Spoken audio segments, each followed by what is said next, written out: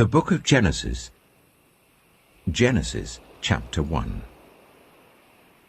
In the beginning, God created the heavens and the earth. Now the earth was formless and empty. Darkness was over the surface of the deep, and the Spirit of God was hovering over the waters. And God said, "Let there be light." And there was light. God saw that the light was good, and he separated the light from the darkness. God called the light day, and the darkness he called night. And there was evening and there was morning, the first day. And God said, "Let there be a vault between the waters to separate water from water." So God made the vault and separated the water under the vault from the water above it. And it was so. God called the vault sky. And there was evening and there was morning, the second day.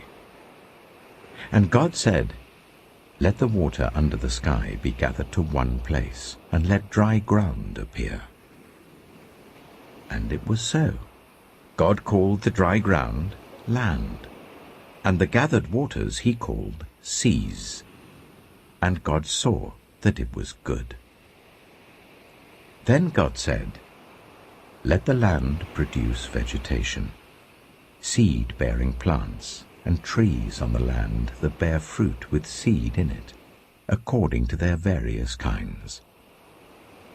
And it was so. The land produced vegetation, plants bearing seed according to their kinds, and trees bearing fruit with seed in it according to their kinds. And God saw that it was good. And there was evening and there was morning, the third day. And God said, "Let there be lights in the vault of the sky, to separate the day from the night, and let them serve as signs to mark sacred times and days and years. And let them be lights in the vault of the sky to give light on the earth." And it was so. God made two great lights, the greater light to govern the day, and the lesser light to govern the night. He also made the stars. God set them in the vault of the sky to give light on the earth, to govern the day and the night, and to separate light from darkness. And God saw that it was good. And there was evening, and there was morning, the fourth day. And God said, "Let the water teem with living creatures, and let birds fly above the earth, across the vault of the sky." So God created the great creatures of the sea, and every living thing with which the water teems, and that moves about in it, according to their kinds, and every winged bird according to its kind. And God saw that it was good. God blessed them and said, "Be fruitful, and increase in number, and fill the water in the seas, and let the birds increase on the earth." And there was evening, and there was morning, the fifth day. And God said, "Let the land produce living creatures according to their kinds, the livestock, the creatures that move along the ground, and the wild animals, each according to its kind." And it was so. God made the wild animals according to their kinds, the livestock according to their kinds, and all the creatures that move along the ground according to their kinds. And God saw that it was good. Then God said, "Let us make mankind in our image, in our likeness, so that they may rule over the fish in the sea and the birds in the sky, over the livestock and all the wild animals, and over all the creatures that move along the ground." So God created mankind in his own image. In the image of God he created them, male and female he created them. God blessed them and said to them, "Be fruitful, and increase in number. Fill the earth and subdue it. Rule over the fish in the sea and the birds in the sky, and over every living creature that moves on the ground. Then God said, I give you every seed-bearing plant on the face of the whole earth, and every tree that has fruit with seed in it. They will be yours for food, and to all the beasts of the earth, and all the birds in the sky, and all the creatures that move along the ground, everything that has the breath of life in it, I give every green plant for food. And it was so. God saw all that he had made, and it was very good. And there was evening, and there was morning, the 6th day. Genesis chapter 2.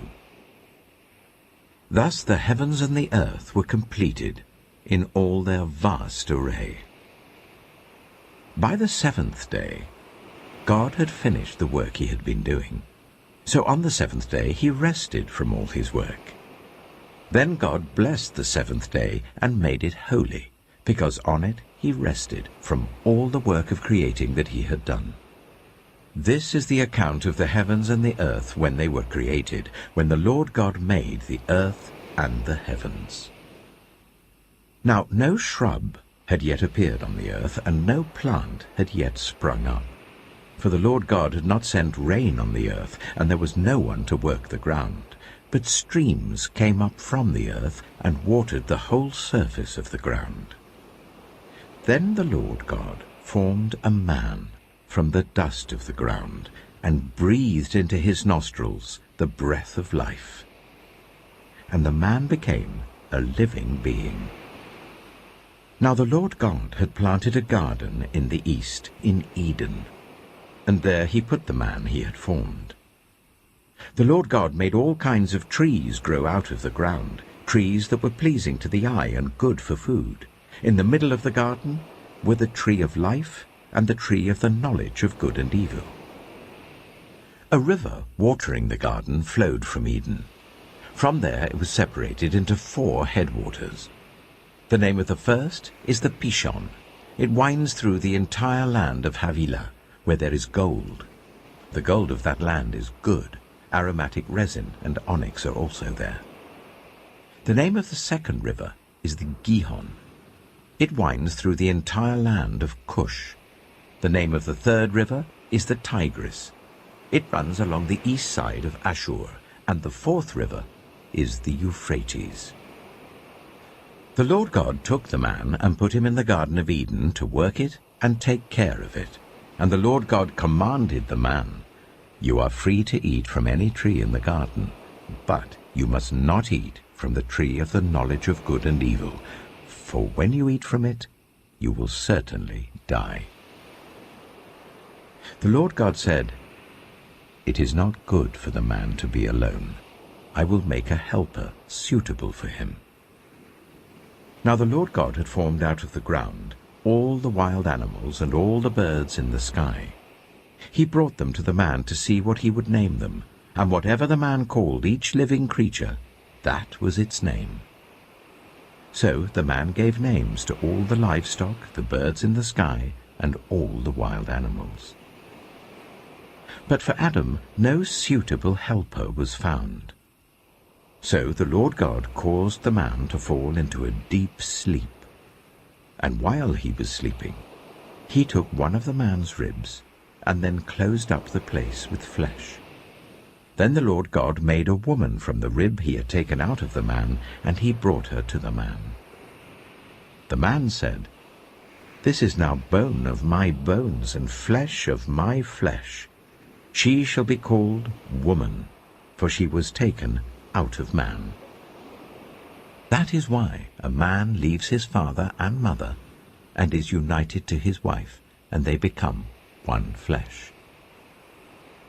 Adam and his wife were both naked, and they felt no shame. Genesis chapter 3. Now the snake was more crafty than any of the wild animals the Lord God had made. He said to the woman, Did God really say, You must not eat from any tree in the garden?" The woman said to the snake, "We may eat fruit from the trees in the garden, but God did say, 'You must not eat fruit from the tree that is in the middle of the garden, and you must not touch it, or you will die.'" "You will not certainly die," the snake said to the woman, "for God knows that when you eat from it, your eyes will be opened, and you will be like God, knowing good and evil." When the woman saw that the fruit of the tree was good for food and pleasing to the eye, and also desirable for gaining wisdom, she took some and ate it. She also gave some to her husband who was with her, and he ate it. Then the eyes of both of them were opened, and they realized they were naked. So they sewed fig leaves together and made coverings for themselves. Then the man and his wife heard the sound of the Lord God as he was walking in the garden in the cool of the day. And they hid from the Lord God among the trees of the garden. But the Lord God called to the man, "Where are you?" He answered, "I heard you in the garden, and I was afraid because I was naked, so I hid." And he said, "Who told you that you were naked? Have you eaten from the tree that I commanded you not to eat from?" The man said, "The woman you put here with me, she gave me some fruit from the tree, and I ate it." Then the Lord God said to the woman, "What is this you have done?" The woman said, "The snake deceived me, and I ate." So the Lord God said to the snake, "Because you have done this, cursed are you above all livestock and all wild animals. You will crawl on your belly, and you will eat dust all the days of your life. And I will put enmity between you and the woman, and between your offspring and hers. He will crush your head, and you will strike his heel." To the woman he said, "I will make your pains in childbearing very severe. With painful labor you will give birth to children. Your desire will be for your husband, and he will rule over you." To Adam he said, "Because you listened to your wife, and ate fruit from the tree about which I commanded you, you must not eat from it. Cursed is the ground because of you. Through painful toil you will eat food from it all the days of your life. It will produce thorns and thistles for you, and you will eat the plants of the field. By the sweat of your brow you will eat your food, until you return to the ground, since from it you were taken. For dust you are, and to dust you will return." Adam named his wife Eve, because she would become the mother of all the living. The Lord God made garments of skin for Adam and his wife, and clothed them. And the Lord God said, "The man has now become like one of us, knowing good and evil. He must not be allowed to reach out his hand and take also from the tree of life and eat, and live forever." So the Lord God banished him from the Garden of Eden to work the ground from which he had been taken. After he drove the man out, he placed on the east side of the Garden of Eden cherubim and a flaming sword, flashing back and forth to guard the way to the tree of life.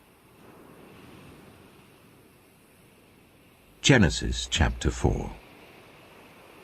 Adam made love to his wife Eve, and she became pregnant and gave birth to Cain. She said, "With the help of the Lord I have brought forth a man." Later she gave birth to his brother Abel. Now Abel kept flocks, and Cain worked the soil. In the course of time, Cain brought some of the fruits of the soil as an offering to the Lord.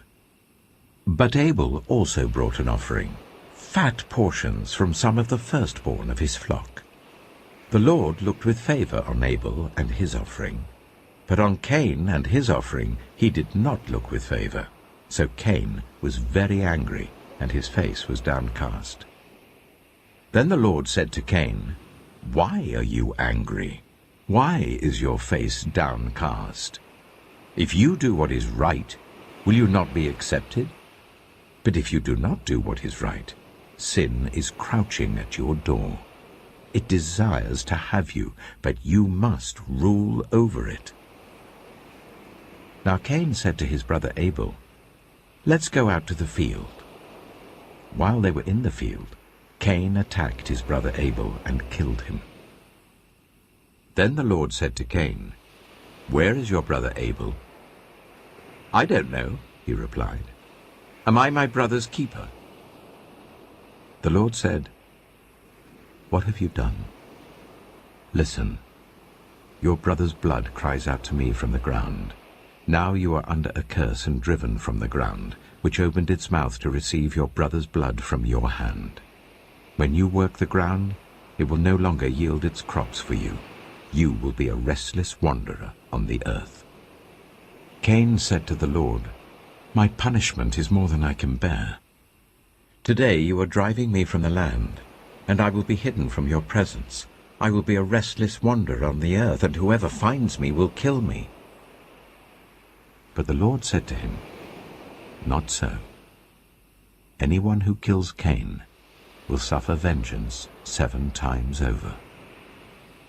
Then the Lord put a mark on Cain, so that no one who found him would kill him. So Cain went out from the Lord's presence and lived in the land of Nod, east of Eden. Cain made love to his wife, and she became pregnant and gave birth to Enoch. Cain was then building a city, and he named it after his son Enoch. To Enoch was born Irad, and Irad was the father of Mehujael, and Mehujael was the father of Methusael, and Methusael was the father of Lamech. Lamech married 2 women, one named Adah and the other Zillah. Adah gave birth to Jabal. He was the father of those who live in tents and raise livestock. His brother's name was Jubal. He was the father of all who play stringed instruments and pipes. Zillah also had a son, Tubal-Cain, who forged all kinds of tools out of bronze and iron. Tubal-Cain's sister was Naamah. Lamech said to his wives, "Adah and Zillah, listen to me. Wives of Lamech, hear my words. I have killed a man for wounding me, a young man for injuring me. If Cain is avenged 7 times, then Lamech 77 times." Adam made love to his wife again, and she gave birth to a son and named him Seth, saying, "God has granted me another child in place of Abel, since Cain killed him." Seth also had a son, and he named him Enosh. At that time, people began to call on the name of the Lord. Genesis chapter 5. This is the written account of Adam's family line. When God created mankind, he made them in the likeness of God. He created them male and female and blessed them, and he named them mankind when they were created. When Adam had lived 130 years, he had a son in his own likeness, in his own image, and he named him Seth. After Seth was born, Adam lived 800 years and had other sons and daughters. Altogether, Adam lived a total of 930 years, and then he died. When Seth had lived 105 years, he became the father of Enosh. After he became the father of Enosh, Seth lived 807 years and had other sons and daughters. Altogether, Seth lived a total of 912 years, and then he died. When Enosh had lived 90 years, he became the father of Kenan. After he became the father of Kenan, Enosh lived 815 years and had other sons and daughters. Altogether, Enosh lived a total of 905 years, and then he died. When Kenan had lived 70 years, he became the father of Mahalalel. After he became the father of Mahalalel, Kenan lived 840 years and had other sons and daughters. Altogether, Kenan lived a total of 910 years, and then he died. When Mahalalel had lived 65 years, he became the father of Jared. After he became the father of Jared, Mahalalel lived 830 years and had other sons and daughters. Altogether, Mahalalel lived a total of 895 years, and then he died. When Jared had lived 162 years, he became the father of Enoch. After he became the father of Enoch, Jared lived 800 years and had other sons and daughters. Altogether, Jared lived a total of 962 years, and then he died. When Enoch had lived 65 years, he became the father of Methuselah. After he became the father of Methuselah, Enoch walked faithfully with God 300 years and had other sons and daughters. Altogether, Enoch lived a total of 365 years. Enoch walked faithfully with God. Then he was no more, because God took him away. When Methuselah had lived 187 years, he became the father of Lamech. After he became the father of Lamech, Methuselah lived 782 years and had other sons and daughters. Altogether, Methuselah lived a total of 969 years, and then he died. When Lamech had lived 182 years, he had a son. He named him Noah, and said, "He will comfort us in the labor and painful toil of our hands, caused by the ground the Lord has cursed." After Noah was born, Lamech lived 595 years and had other sons and daughters. Altogether, Lamech lived a total of 777 years, and then he died. After Noah was 500 years old, he became the father of Shem, Ham, and Japheth. Genesis chapter 6. When human beings began to increase in number on the earth, and daughters were born to them, the sons of God saw that the daughters of humans were beautiful, and they married any of them they chose. Then the Lord said, "My spirit will not contend with humans forever, for they are mortal. Their days will be 120 years. The Nephilim were on the earth in those days, and also afterward, when the sons of God went to the daughters of humans and had children by them. They were the heroes of old, men of renown. The Lord saw how great the wickedness of the human race had become on the earth, and that every inclination of the thoughts of the human heart was only evil all the time. The Lord regretted that he had made human beings on the earth, and his heart was deeply troubled. So the Lord said, "I will wipe from the face of the earth the human race I have created, and with them the animals, the birds, and the creatures that move along the ground, for I regret that I have made them." But Noah found favor in the eyes of the Lord. This is the account of Noah and his family. Noah was a righteous man, blameless among the people of his time, and he walked faithfully with God. Noah had 3 sons, Shem, Ham, and Japheth. Now the earth was corrupt in God's sight, and was full of violence. God saw how corrupt the earth had become, for all the people on the earth had corrupted their ways. So God said to Noah, "I am going to put an end to all people, for the earth is filled with violence because of them. I am surely going to destroy both them and the earth. So make yourself an ark of cypress wood, make rooms in it, and coat it with pitch inside and out. This is how you are to build it. The ark is to be 300 cubits long, 50 cubits wide, and 30 cubits high. Make a roof for it, leaving below the roof an opening 1 cubit high all around. Put a door in the side of the ark, and make lower, middle, and upper decks. I'm going to bring flood waters on the earth to destroy all life under the heavens, every creature that has the breath of life in it. Everything on earth will perish."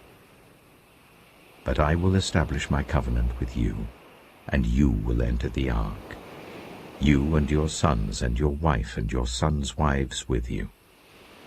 You are to bring into the ark 2 of all living creatures, male and female, to keep them alive with you, 2 of every kind of bird, of every kind of animal, and of every kind of creature that moves along the ground will come to you to be kept alive. You are to take every kind of food that is to be eaten and store it away as food for you and for them. Noah did everything just as God commanded him. Genesis chapter 7. The Lord then said to Noah, "Go into the ark, you and your whole family, because I have found you righteous in this generation. Take with you 7 pairs of every kind of clean animal, a male and its mate, and 1 pair of every kind of unclean animal, a male and its mate. And also 7 pairs of every kind of bird, male and female, to keep their various kinds alive throughout the earth. 7 days from now I will send rain on the earth for 40 days and 40 nights, and I will wipe from the face of the earth every living creature I have made." And Noah did all that the Lord commanded him. Noah was 600 years old when the floodwaters came on the earth. And Noah and his sons and his wife and his sons' wives entered the ark to escape the waters of the flood. Pairs of clean and unclean animals, of birds and of all the creatures that move along the ground, male and female, came to Noah and entered the ark, as God had commanded Noah. And after the 7 days, the floodwaters came on the earth.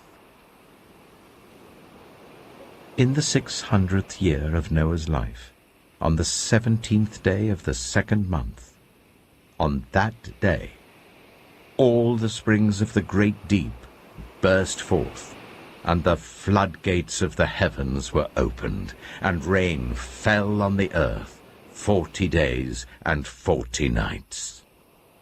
On that very day, Noah and his sons, Shem, Ham, and Japheth, together with his wife and the wives of his 3 sons, entered the ark.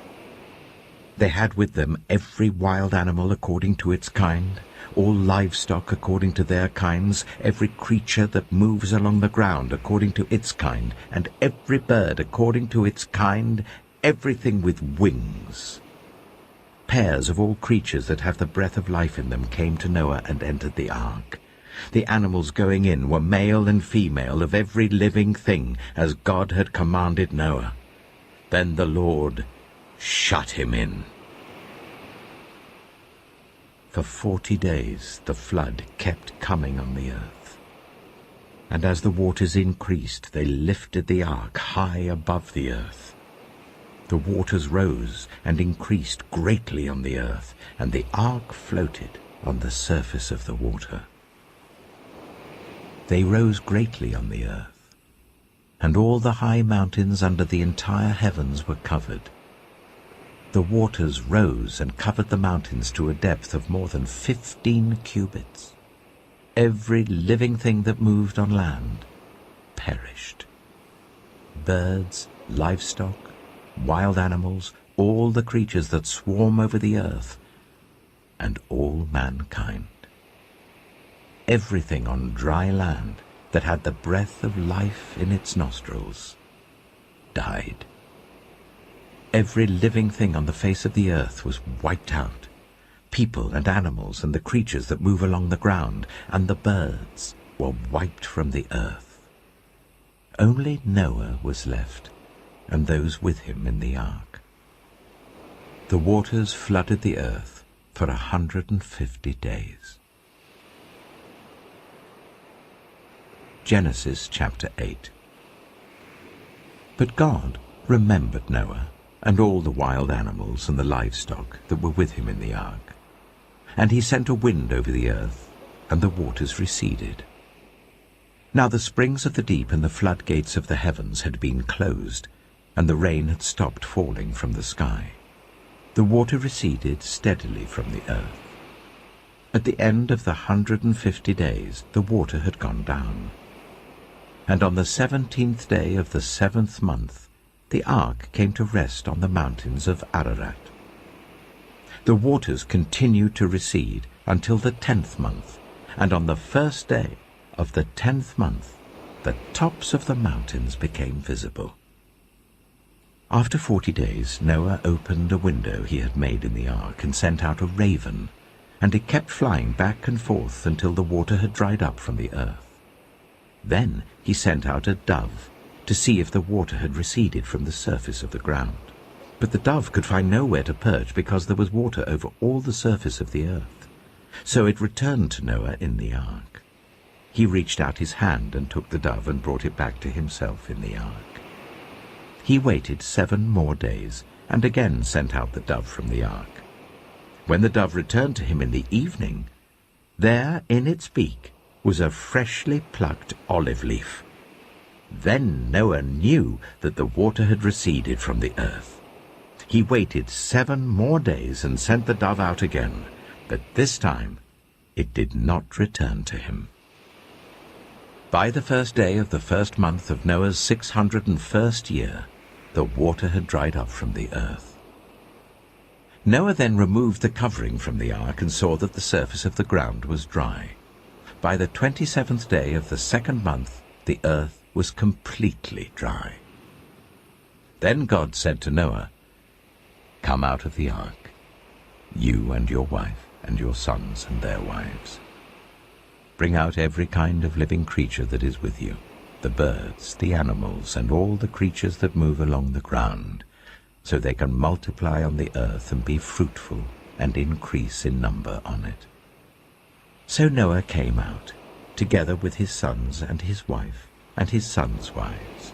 All the animals and all the creatures that move along the ground and all the birds, everything that moves on land, came out of the ark, one kind after another. Then Noah built an altar to the Lord, and taking some of all the clean animals and clean birds, he sacrificed burnt offerings on it. The Lord smelled the pleasing aroma and said in his heart, "Never again will I curse the ground because of humans, even though every inclination of the human heart is evil from childhood. And never again will I destroy all living creatures as I have done. As long as the earth endures, seed time and harvest, cold and heat, summer and winter, day and night, will never cease." Genesis chapter 9. Then God blessed Noah and his sons, saying to them, "Be fruitful and increase in number and fill the earth. The fear and dread of you will fall on all the beasts of the earth and on all the birds in the sky, on every creature that moves along the ground and on all the fish in the sea. They are given into your hands. Everything that lives and moves about will be food for you. Just as I gave you the green plants, I now give you everything. But you must not eat meat that has its lifeblood still in it. And for your lifeblood I will surely demand an accounting. I will demand an accounting from every animal, and from each human being too I will demand an accounting for the life of another human being. Whoever sheds human blood by humans, shall their blood be shed. For in the image of God has God made mankind. As for you, be fruitful and increase in number. Multiply on the earth and increase upon it." Then God said to Noah and to his sons with him, "I now establish my covenant with you and with your descendants after you, and with every living creature that was with you, the birds, the livestock, and all the wild animals, all those that came out of the ark with you, every living creature on earth. I establish my covenant with you. Never again will all life be destroyed, by the waters of a flood. Never again will there be a flood to destroy the earth. And God said, "This is the sign of the covenant I am making between me and you and every living creature with you, a covenant for all generations to come. I have set my rainbow in the clouds, and it will be the sign of the covenant between me and the earth. Whenever I bring clouds over the earth and the rainbow appears in the clouds, I will remember my covenant between me and you and all living creatures of every kind. Never again will the waters become a flood to destroy all life. Whenever the rainbow appears in the clouds, I will see it and remember the everlasting covenant between God and all living creatures of every kind on the earth." So God said to Noah, "This is the sign of the covenant I have established between me and all life on the earth." The sons of Noah who came out of the ark were Shem, Ham, and Japheth. Ham was the father of Canaan. These were the 3 sons of Noah, and from them came the people who were scattered over the whole earth. Noah, a man of the soil, proceeded to plant a vineyard. When he drank some of its wine, he became drunk and lay uncovered in his tent. Ham, the father of Canaan, saw his father naked and told his 2 brothers outside.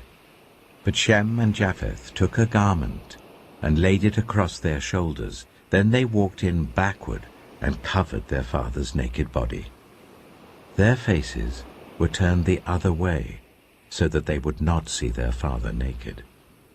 When Noah awoke from his wine and found out what his youngest son had done to him, he said, "Cursed be Canaan.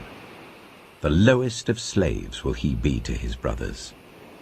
He also said, "Praise be to the Lord, the God of Shem. May Canaan be the slave of Shem. May God extend Japheth's territory. May Japheth live in the tents of Shem, and may Canaan be the slave of Japheth." After the flood, Noah lived 350 years. Noah lived a total of 950 years, and then he died. Genesis chapter 10. This is the account of Shem, Ham, and Japheth, Noah's sons, who themselves had sons after the flood. The sons of Japheth: Gomer, Magog, Madai, Javan, Tubal, Meshach, and Tiras. The sons of Gomer: Ashkenaz, Riphath, and Togarmah. The sons of Javan: Elisha, Tarshish, the Kittites, and the Rodanites. From these the maritime peoples spread out into their territories by their clans within their nations, each with its own language. The sons of Ham: Cush, Egypt, Put, and Canaan. The sons of Cush: Seba, Havilah, Sabta, Reamah, and Sabtika. The sons of Reamah: Sheba and Dedan. Cush was the father of Nimrod, who became a mighty warrior on the earth. He was a mighty hunter before the Lord. That is why it is said, like Nimrod, a mighty hunter before the Lord. The first centers of his kingdom were Babylon, Uruk, Akkad, and Calnu in Shinar.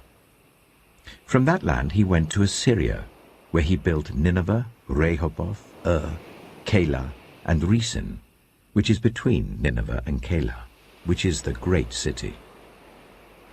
Egypt was the father of the Ludites, Anamites, Lehabites, Naphtuhites, Pathrusites, Casluhites, from whom the Philistines came, and Caphtorites. Canaan was the father of Sidon his firstborn, and of the Hittites, Jebusites, Amorites, Girgashites, Hivites, Archites, Sinites, Arvadites, Zemarites, and Hamathites. Later the Canaanites' clans scattered, And the borders of Canaan reached from Sidon towards Gerar as far as Gaza, and then toward Sodom, Gomorrah, Admah, and Zeboim as far as Lasha. These are the sons of Ham by their clans and languages, in their territories and nations. Sons were also born to Shem, whose older brother was Japheth. Shem was the ancestor of all the sons of Eber. The sons of Shem: Elam, Ashur, Arphaxad, Lud, and Aram. The sons of Aram: Az, Hul, Gether, and Meshech. Arphaxad was the father of Shelah, and Shelah the father of Eber. 2 sons were born to Eber. One was named Peleg, because in his time the earth was divided. His brother was named Joktan.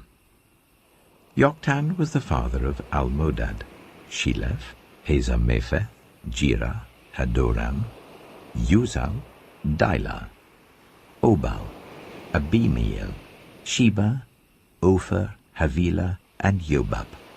All these were sons of Joktan. The region where they lived stretched from Mesha towards Sephar in the eastern hill country. These are the sons of Shem by their clans and languages, in their territories and nations. These are the clans of Noah's sons, according to their lines of descent within their nations. From these the nations spread out over the earth after the flood. Genesis chapter 11. Now the whole world had one language and a common speech. As people moved eastward, they found a plain in Shinar and settled there. They said to each other, "Come, let's make bricks and bake them thoroughly." They used brick instead of stone and bitumen for mortar. Then they said, "Come, let us build ourselves a city with a tower that reaches to the heavens, so that we may make a name for ourselves. Otherwise we will be scattered over the face of the whole earth." But the Lord came down to see the city and the tower the people were building. The Lord said, "If as one people speaking the same language they have begun to do this, then nothing they plan to do will be impossible for them. Come, let us go down and confuse their language, so they will not understand each other." So the Lord scattered them from there over all the earth, and they stopped building the city. That is why it was called Babel, because there the Lord confused the language of the whole world. From there the Lord scattered them over the face of the whole earth. This is the account of Shem's family line. 2 years after the flood, when Shem was 100 years old, he became the father of Arphaxad. And after he became the father of Arphaxad, Shem lived 500 years and had other sons and daughters. When Arphaxad had lived 35 years, he became the father of Shelah. And after he became the father of Shelah, Arphaxad lived 403 years and had other sons and daughters. When Shelah had lived 30 years, he became the father of Eber. And after he became the father of Eber, Shelah lived 403 years and had other sons and daughters. When Eber had lived 34 years, he became the father of Peleg. And after he became the father of Peleg, Eber lived 430 years and had other sons and daughters. When Peleg had lived 30 years, he became the father of Reu. And after he became the father of Reu, Peleg lived 209 years and had other sons and daughters. When Reu had lived 32 years, he became the father of Serug. And after he became the father of Serug, Reu lived 207 years and had other sons and daughters. When Serug had lived 30 years, he became the father of Nahor. And after he became the father of Nahor, Serug lived 200 years and had other sons and daughters. When Nahor had lived 29 years, he became the father of Terah. And after he became the father of Terah, Nahor lived 119 years and had other sons and daughters. After Terah had lived 70 years, he became the father of Abram, Nahor, and Haran. This is the account of Terah's family line. Terah became the father of Abram, Nahor, and Haran. And Haran became the father of Lot.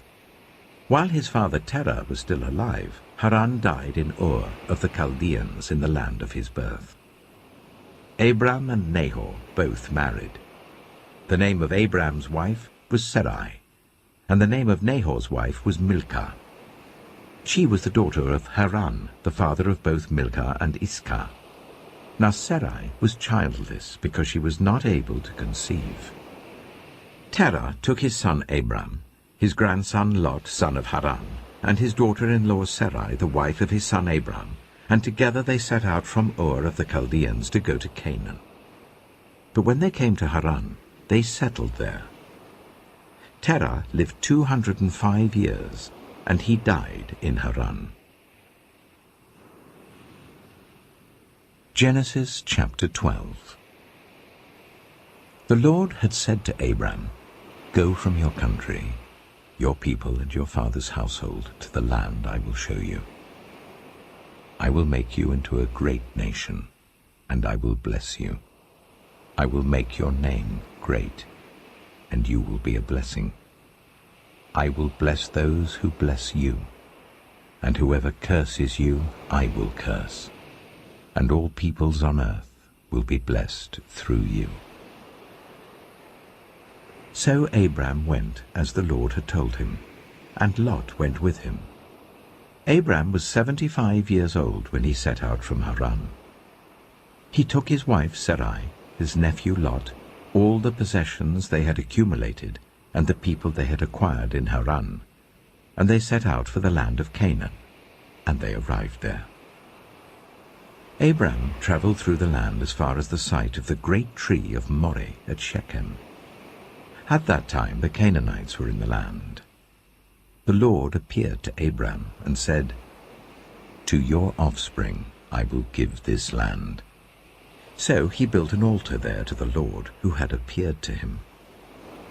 From there he went on toward the hills east of Bethel and pitched his tent, with Bethel on the west and Ai on the east. There he built an altar to the Lord and called on the name of the Lord. Then Abram set out and continued toward the Negev. Now there was a famine in the land, and Abram went down to Egypt to live there for a while because the famine was severe. As he was about to enter Egypt, he said to his wife Sarai, "I know what a beautiful woman you are. When the Egyptians see you, they will say, 'This is his wife.' Then they will kill me, but will let you live. Say you are my sister, so that I will be treated well for your sake, and my life will be spared because of you."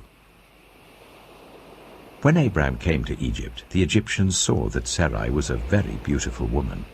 And when Pharaoh's officials saw her, they praised her to Pharaoh, and she was taken into his palace. He treated Abram well for her sake, and Abram acquired sheep and cattle, male and female donkeys, male and female servants, and camels. But the Lord inflicted serious diseases on Pharaoh and his household because of Abram's wife Sarai. So Pharaoh summoned Abram. "What have you done to me?" he said. "Why didn't you tell me she was your wife? Why did you say, 'She is my sister,' so that I took her to be my wife?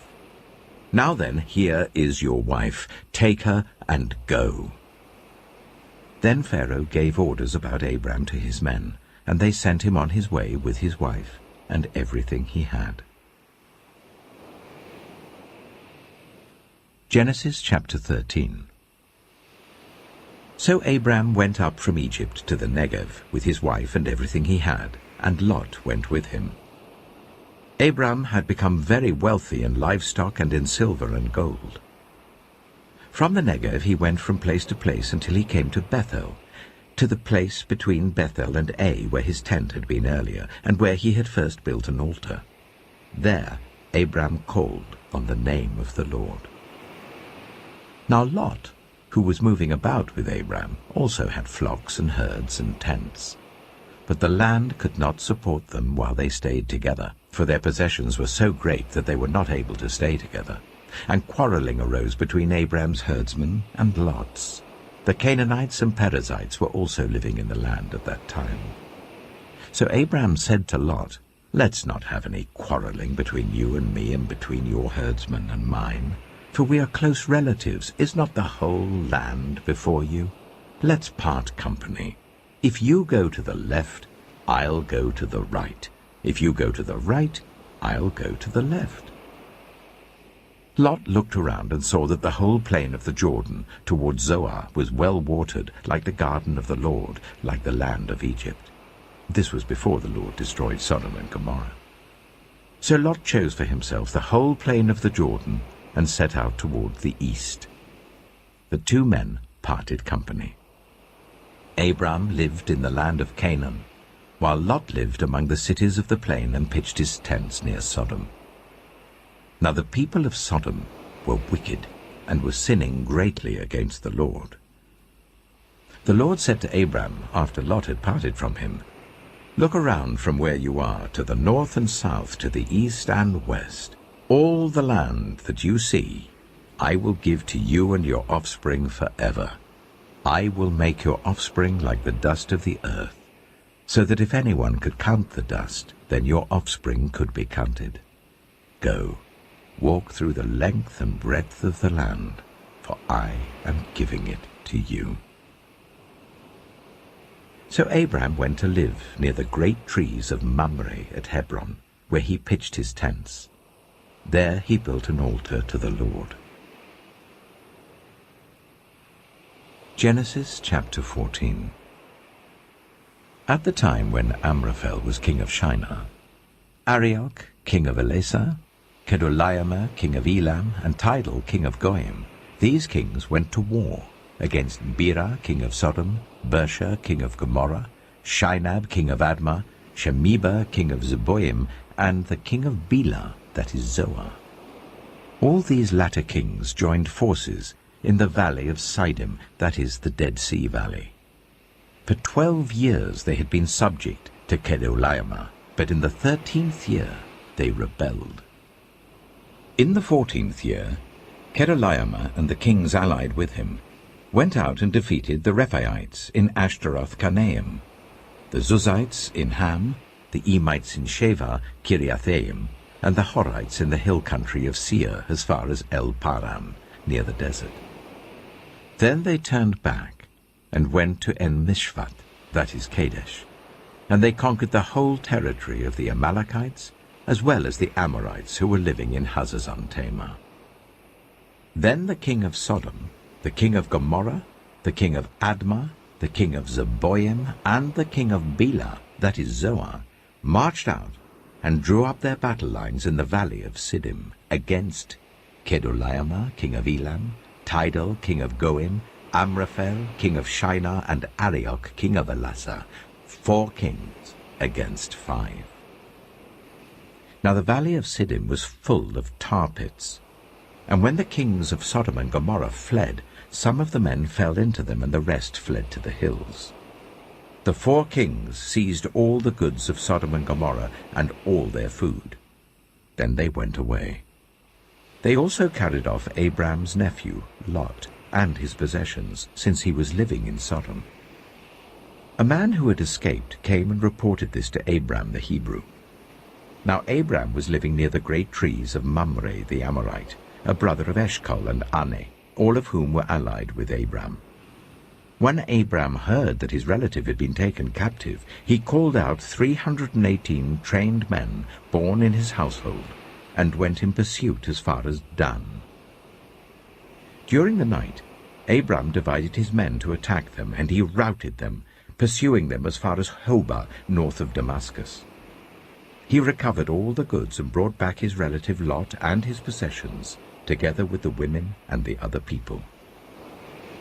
After Abram returned from defeating Kedorlaomer and the kings allied with him, the king of Sodom came out to meet him in the valley of Shaveh, that is the king's valley. Then Melchizedek, king of Salem, brought out bread and wine.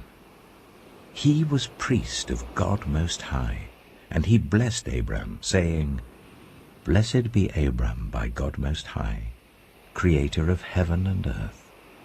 and praise be to God Most High, who delivered your enemies into your hand. Then Abram gave him 1/10 of everything. The king of Sodom said to Abram, "Give me the people and keep the goods for yourself." But Abram said to the king of Sodom, "With raised hand I have sworn an oath to the Lord, God Most High, creator of heaven and earth, that I will accept nothing belonging to you, not even a thread or the strap of a sandal, so that you will never be able to say, 'I made Abram rich.' I will accept nothing but what my men have eaten and the share that belongs to the men who went with me, to Ane, Eshcol, and Mamre. Let them have their share." Genesis chapter 15. After this, the word of the Lord came to Abram in a vision. "Do not be afraid, Abram. I am your shield, your very great reward." But Abram said, "Sovereign Lord, what can you give me since I remain childless? And the one who will inherit my estate is Eliezer of Damascus." And Abram said, "You have given me no children, so a servant in my household will be my heir." Then the word of the Lord came to him, "This man will not be your heir, but a son who is your own flesh and blood will be your heir." He took him outside and said, "Look up at the sky and count the stars, if indeed you can count them." Then he said to him, "So shall your offspring be." Abram believed the Lord, and he credited to him as righteousness. He also said to him, "I am the Lord, who brought you out of Ur of the Chaldeans, to give you this land to take possession of it." But Abram said, "Sovereign Lord, how can I know that I will gain possession of it?" So the Lord said to him, "Bring me a heifer, a goat, and a ram, each 3 years old, along with a dove and a young pigeon." Abram brought all these to him, cut them in two, and arranged the halves opposite each other. The birds, however, he did not cut in half. Then birds of prey came down on the carcasses, but Adam drove them away. As the sun was setting, Abram fell into a deep sleep, and a thick and dreadful darkness came over him. Then the Lord said to him, "Know for certain that for 400 years your descendants will be strangers in a country not their own, and that they will be enslaved and ill-treated there. But I will punish the nation they serve as slaves, and afterward they will come out with great possessions. You, however, will go to your ancestors in peace and be buried at a good old age. In the 4th generation, your descendants will come back here, for the sin of the Amorites has not yet reached its full measure." When the sun had set and darkness had fallen, a smoking brazier with a blazing torch appeared and passed between the pieces. On that day the Lord made a covenant with Abram and said, "To your descendants I give this land, from the Wadi of Egypt to the great river, the Euphrates, the land of the Kenites, Kenizzites, Kadmonites, Hittites, Perizzites, Rephaites, Amorites, Canaanites, Girgashites, and Jebusites." Genesis chapter 16. Now Sarai, Abram's wife, had borne him no children, but she had an Egyptian slave named Hagar. So she said to Abram, "The Lord has kept me from having children. Go, sleep with my slave. Perhaps I can build a family through her." Abram agreed to what Sarai said. So after Abraham had been living in Canaan 10 years, Sarai, his wife, took her Egyptian slave Hagar and gave her to her husband to be his wife. He slept with Hagar, and she conceived. When she knew she was pregnant, she began to despise her mistress. Then Sarai said to Abram, "You are responsible for the wrong I'm suffering. I put my slave in your arms, and now that she knows she is pregnant, she despises me. May the Lord judge between you and me." "Your slave is in your hands," Abram said. "Do with her whatever you think best." Then Sarai ill-treated Hagar, so she fled from her. The angel of the Lord found Hagar near a spring in the desert. It was the spring that is beside the road to Shur. And he said, "Hagar, slave of Sarai, where have you come from, and where are you going?" "I'm running away from my mistress Sarai," she answered.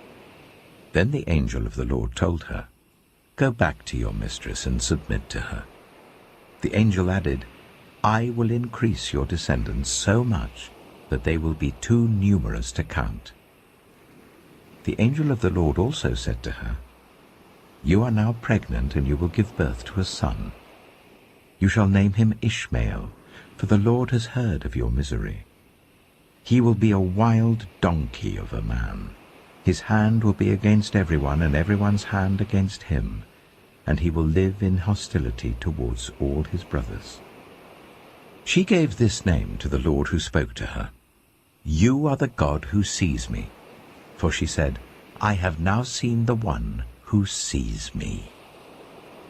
That is why the well was called Beer Lahai-roi. It is still there between Kadesh and Bered. So Hagar bore Abram a son, and Abram gave the name Ishmael to the son she had born. Abram was 86 years old when Hagar bore him Ishmael. Genesis chapter 17. When Abram was 99 years old, the Lord appeared to him and said, "I am God Almighty. Walk before me faithfully and be blameless. Then I will make my covenant between me and you, and will greatly increase your numbers." Abram fell face down, and God said to him, "As for me, this is my covenant with you. You will be the father of many nations. No longer will you be called Abram. Your name will be Abraham. For I have made you a father of many nations. I will make you very fruitful. I will make nations of you, and kings will come from you. I will establish my covenant as an everlasting covenant between me and you and your descendants after you for the generations to come, to be your God and the God of your descendants after you. The whole land of Canaan, where you now reside as a foreigner, I will give as an everlasting possession to you and your descendants after you, and I will be their God." Then God said to Abraham, "As for you, you must keep my covenant, you and your descendants after you for the generations to come. This is my covenant with you and your descendants after you, the covenant you are to keep. Every male among you shall be circumcised.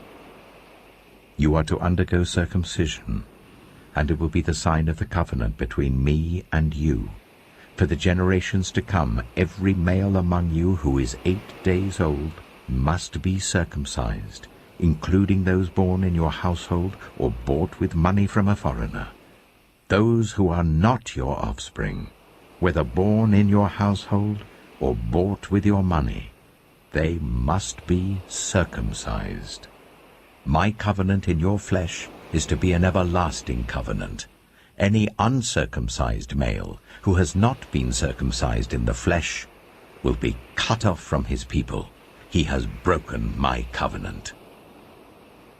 God also said to Abraham, "As for Sarai your wife, you are no longer to call her Sarai. Her name will be Sarah. I will bless her, and will surely give you a son by her. I will bless her, so she will be the mother of nations. Kings of peoples will come from her." Abraham fell face down.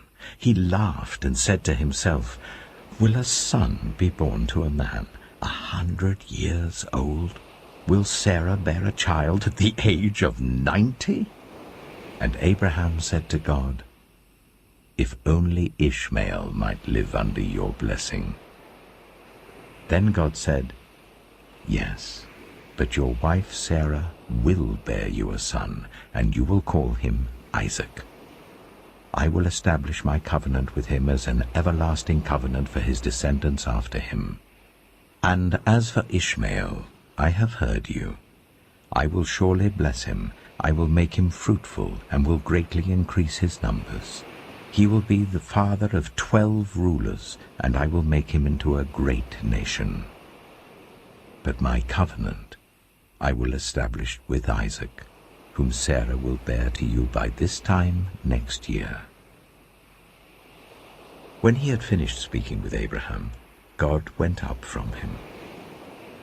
On that very day, Abraham took his son Ishmael, and all those born in his household or bought with his money, every male in his household, and circumcised them as God told him. Abraham was 99 years old when he was circumcised, and his son Ishmael was 13. Abraham and his son Ishmael were both circumcised on that very day, and every male in Abraham's household, including those born in his household or bought from a foreigner, was circumcised with him. Genesis chapter 18.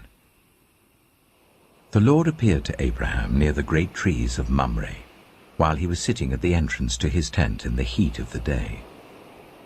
Abraham looked up and saw 3 men standing nearby.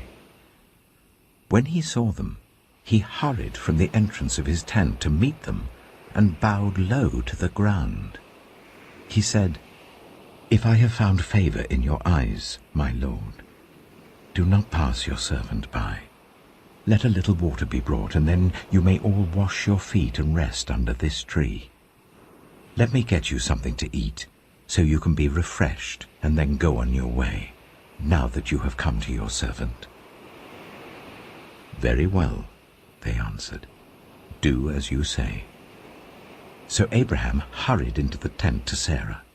Quick, he said, get 3 seahs of the finest flour and knead it and bake some bread. Then he ran to the herd and selected a choice, tender calf and gave it to a servant who hurried to prepare it. He then brought some curds and milk and the calf that had been prepared and set these before them. While they ate, he stood near them under a tree. Where is your wife Sarah? They asked him. There in the tent, he said. Then one of them said, I will surely return to you about this time next year, and Sarah, your wife, will have a son. Now Sarah was listening at the entrance to the tent, which was behind him. Abraham and Sarah were already very old, and Sarah was past the age of childbearing. So Sarah laughed to herself as she thought, After I'm worn out and my Lord is old, will I now have this pleasure? Then the Lord said to Abraham, Why did Sarah laugh and say, Will I really have a child now that I am old? Is anything too hard for the Lord? I will return to you at the appointed time next year, and Sarah will have a son. Sarah was afraid, so she lied and said, I did not laugh. But he said, Yes, you did laugh. When the men got up to leave, they looked down towards Sodom, and Abraham walked along with them to see them on their way. Then the Lord said, Shall I hide from Abraham what I am about to do? Abraham will surely become a great and powerful nation, and all nations on earth will be blessed through him, for I have chosen him so that he will direct his children and his household after him, to keep the way of the Lord by doing what is right and just, so that the Lord will bring about for Abraham what he has promised him. Then the Lord said, The outcry against Sodom and Gomorrah is so great, and their sin so grievous, that I will go down and see if what they have done is as bad as the outcry that has reached me. If not, I will know." The men turned away and went towards Sodom, but Abraham remained standing before the Lord. Then Abraham approached him and said, "Will you sweep away the righteous with the wicked? What if there are 50 righteous people in the city? Will you really sweep it away and not spare the place for the sake of the 50 righteous people in it? Far be it from you to do such a thing, to kill the righteous with the wicked, treating the righteous and the wicked alike? Far be it from you. Will not the judge of all the earth do right?" The Lord said, "If I find 50 righteous people in the city of Sodom, I will spare the whole place for their sake." Then Abraham spoke up again, "Now that I have been so bold as to speak to the Lord, though I am nothing but dust and ashes, what if the number of the righteous is 5 less than 50? Will you destroy the whole city for lack of 5 people?" "If I find 45 there," he said, "I will not destroy it." Once again he spoke to him, "What if only 40 are found there?" He said, "For the sake of 40, I will not do it." Then he said, "May the Lord not be angry, but let me speak. What if only 30 can be found there?" He answered, "I will not do it if I find 30 there." Abraham said, "Oh, now that I have been so bold as to speak to the Lord, what if only 20 can be found there?" He said, "For the sake of 20, I will not destroy it." Then he said, "May the Lord not be angry, but let me speak just once more. What if only 10 can be found there?" He answered, "For the sake of 10, I will not destroy it." When the Lord had finished speaking with Abraham, he left, and Abraham returned home. Genesis chapter 19. The 2 angels arrived at Sodom in the evening, and Lot was sitting in the gateway of the city. When he saw them, he got up to meet them and bowed down with his face to the ground. "My lords," he said, "please turn aside to your servant's house. You can wash your feet and spend the night and then go on your way early in the morning." "No," they answered, "we will spend the night in the square." But he insisted so strongly that they did go with him and entered his house. He prepared a meal for them, baking bread without yeast, and they ate.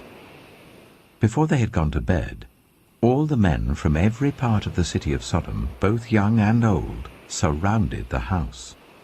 They called to Lot, "Where are the men who came to you tonight? Bring them out to us, so that we can have sex with them." Lot went outside to meet them and shut the door behind him and said, "No, my friends, don't do this wicked thing. Look, I have 2 daughters who have never slept with a man. Let me bring them out to you, and you can do what you like with them, but don't do anything to these men, for they have come under the protection of my roof." "Get out of our way," they replied. "This fellow came here as a foreigner, and now he wants to play the judge. We'll treat you worse than them." They kept bringing pressure on Lot and moved forward to break down the door. But the men inside reached out and pulled Lot back into the house and shut the door. Then they struck the men who were at the door of the house, young and old, with blindness, so that they could not find the door. The 2 men said to Lot, "Do you have anyone else here? Sons-in-law, sons or daughters, or anyone else in the city who belongs to you? Get them out of here, because we are going to destroy this place. The outcry to the Lord against its people is so great that he has sent us to destroy it." So Lot went out and spoke to his sons-in-law who were pledged to marry his daughters. He said, "Hurry and get out of this place, because the Lord is about to destroy the city." But his sons-in-law thought he was joking. With the coming of dawn, the angels urged Lot, saying, "Hurry! Take your wife and your 2 daughters who are here, or you will be swept away when the city is punished." When he hesitated, the men grasped his hand and the hands of his wife and of his 2 daughters and led them safely out of the city, for the Lord was merciful to them. As soon as they had brought them out, one of them said, "Flee for your lives. Don't look back. And don't stop anywhere in the plain. Flee to the mountains, or you will be swept away." But Lot said to them, "No, my lords, please. Your servant has found favor in your eyes, and you have shown great kindness to me in sparing my life, but I can't flee to the mountains. This disaster will overtake me, and I'll die. Look, here is a town near enough to run to, and it is small. Let me flee to it. It is very small, isn't it? Then my life will be spared." He said to him, "Very well. I will grant this request too. I will not overthrow the town you speak of, but flee there quickly, because I cannot do anything until you reach it." That is why the town was called Zoar. By the time Lot reached Zoar, the sun had risen over the land. Then the Lord rained down burning sulfur on Sodom and Gomorrah, from the Lord out of the heavens. Thus he overthrew those cities and the entire plain, destroying all those living in the cities and also the vegetation in the land. But Lot's wife looked back, and she became a pillar of salt. Early the next morning, Abraham got up and returned to the place where he had stood before the Lord. He looked down toward Sodom and Gomorrah, toward all the land of the plain, and he saw dense smoke rising from the land, like smoke from a furnace. So when God destroyed the cities of the plain, he remembered Abraham, and he brought Lot out of the catastrophe that overthrew the cities where Lot had lived. Lot and his 2 daughters left Zoar and settled in the mountains, for he was afraid to stay in Zoar. He and his 2 daughters lived in a cave. One day the older daughter said to the younger, "Our father is old, and there is no man around here to give us children, as is the custom all over the earth. Let's get our father to drink wine, and then sleep with him and preserve our family line through our father."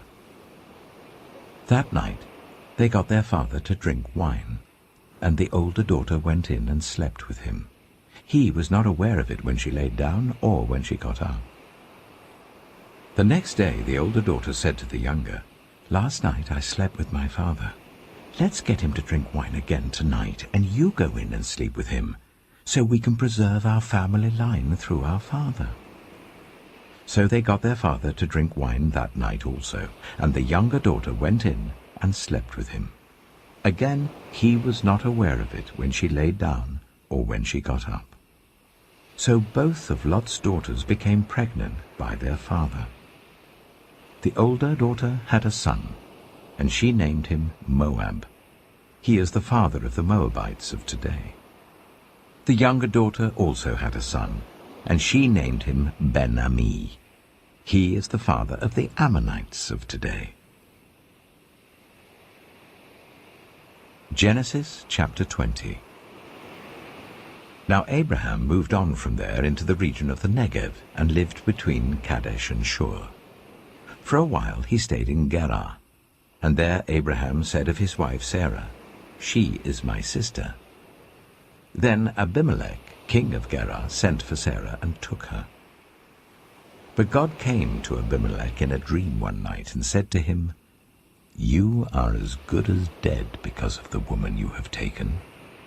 She is a married woman." Now Abimelech had not gone near her, so he said, "Lord, will you destroy an innocent nation? Did he not say to me, 'She is my sister'? And didn't she also say, 'He is my brother'? I've done this with a clear conscience and clean hands." Then God said to him in the dream, "Yes, I know you did this with a clear conscience. and so I have kept you from sinning against me. That is why I did not let you touch her. Now return the man's wife, for he is a prophet, and he will pray for you, and you will live.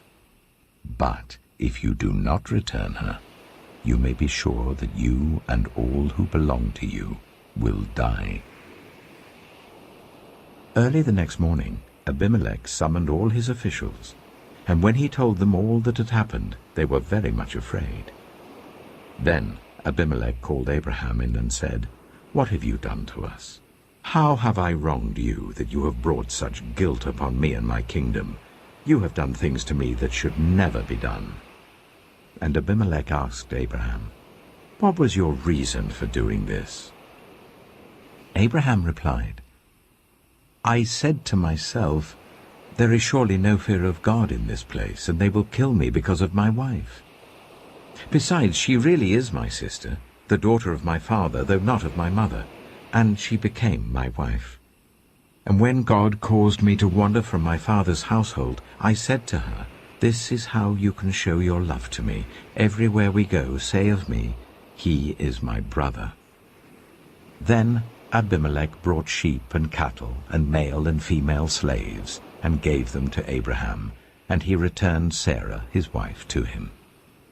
And Abimelech said, "My land is before you. Live wherever you like." To Sarah he said, "I am giving your brother 1,000 shekels of silver. This is to cover the offense against you before all who are with you. You are completely vindicated." Then Abraham prayed to God, and God healed Abimelech, his wife, and his female slaves, so they could have children again. For the Lord had kept all the women in Abimelech's household from conceiving because of Abraham's wife Sarah. Genesis chapter 21. Now the Lord was gracious to Sarah, as he had said, and the Lord did for Sarah what he had promised. Sarah became pregnant and bore a son to Abraham in his old age, at the very time God had promised him. Abraham gave the name Isaac to the son Sarah bore him. When his son Isaac was 8 days old, Abraham circumcised him as God commanded him. Abraham was 100 years old when his son Isaac was born to him. Sarah said, "God has brought me laughter, and everyone who hears about this will laugh with me." And she added, "Who would have said to Abraham that Sarah would nurse children? Yet I have borne him a son in his old age."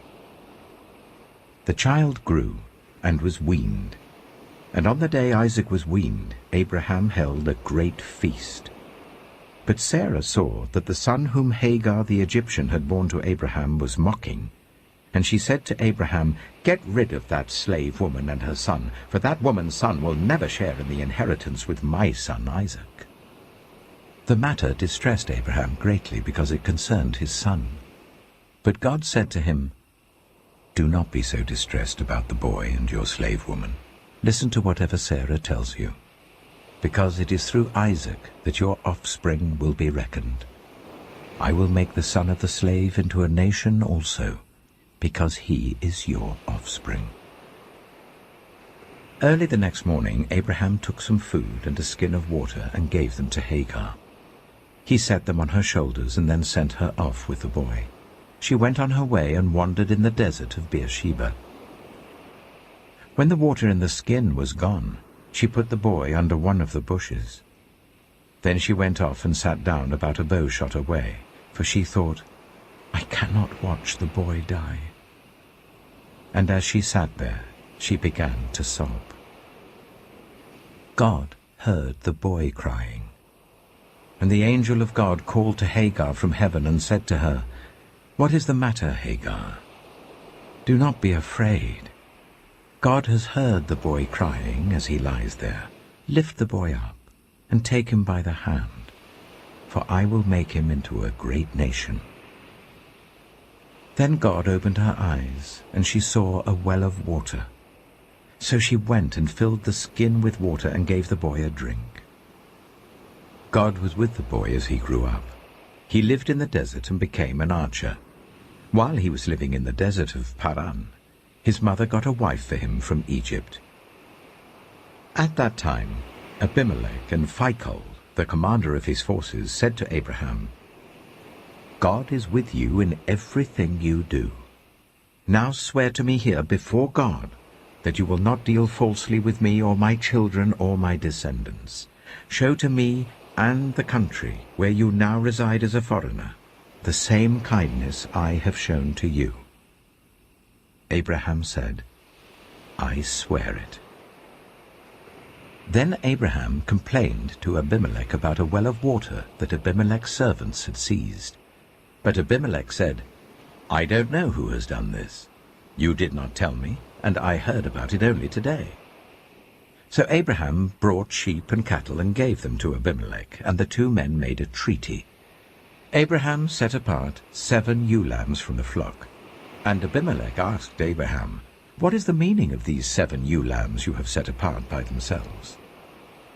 He replied, "Accept these 7 lambs from my hand as a witness that I dug this well." So that place was called Beersheba, because the 2 men swore an oath there. After the treaty had been made at Beersheba, Abimelech and Phicol, the commander of his forces, returned to the land of the Philistines.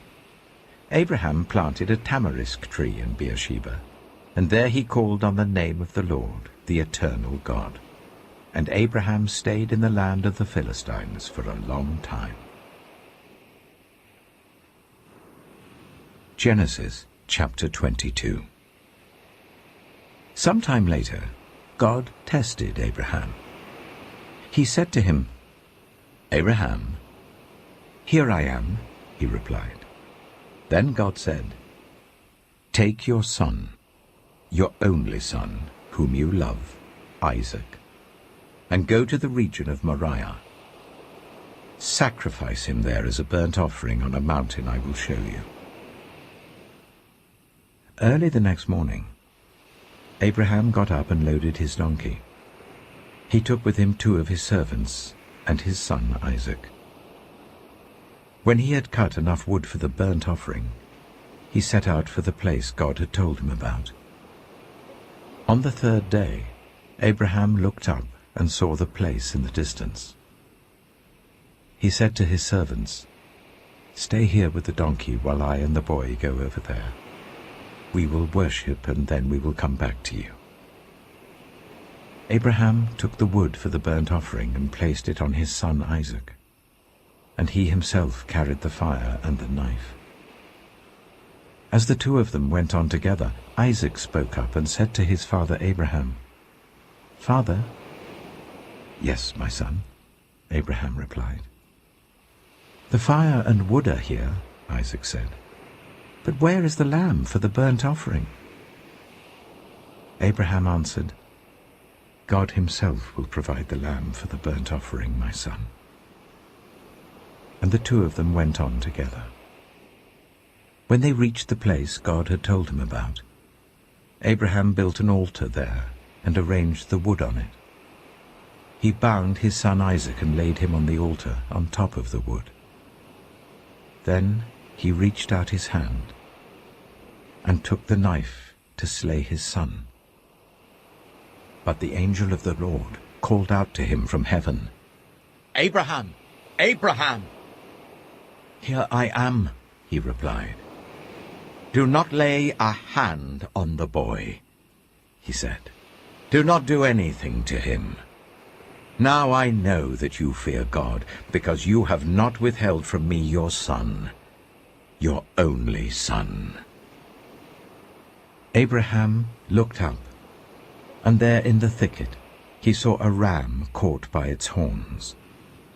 He went over and took the ram and sacrificed it as a burnt offering instead of his son. So Abraham called that place, "The Lord will provide," and to this day it is said, "On the mountain of the Lord it will be provided." The angel of the Lord called to Abraham from heaven a second time and said, "I swear by myself, declares the Lord, that because you have done this and have not withheld your son, your only son, I will surely bless you and make your descendants as numerous as the stars in the sky and as the sand on the seashore.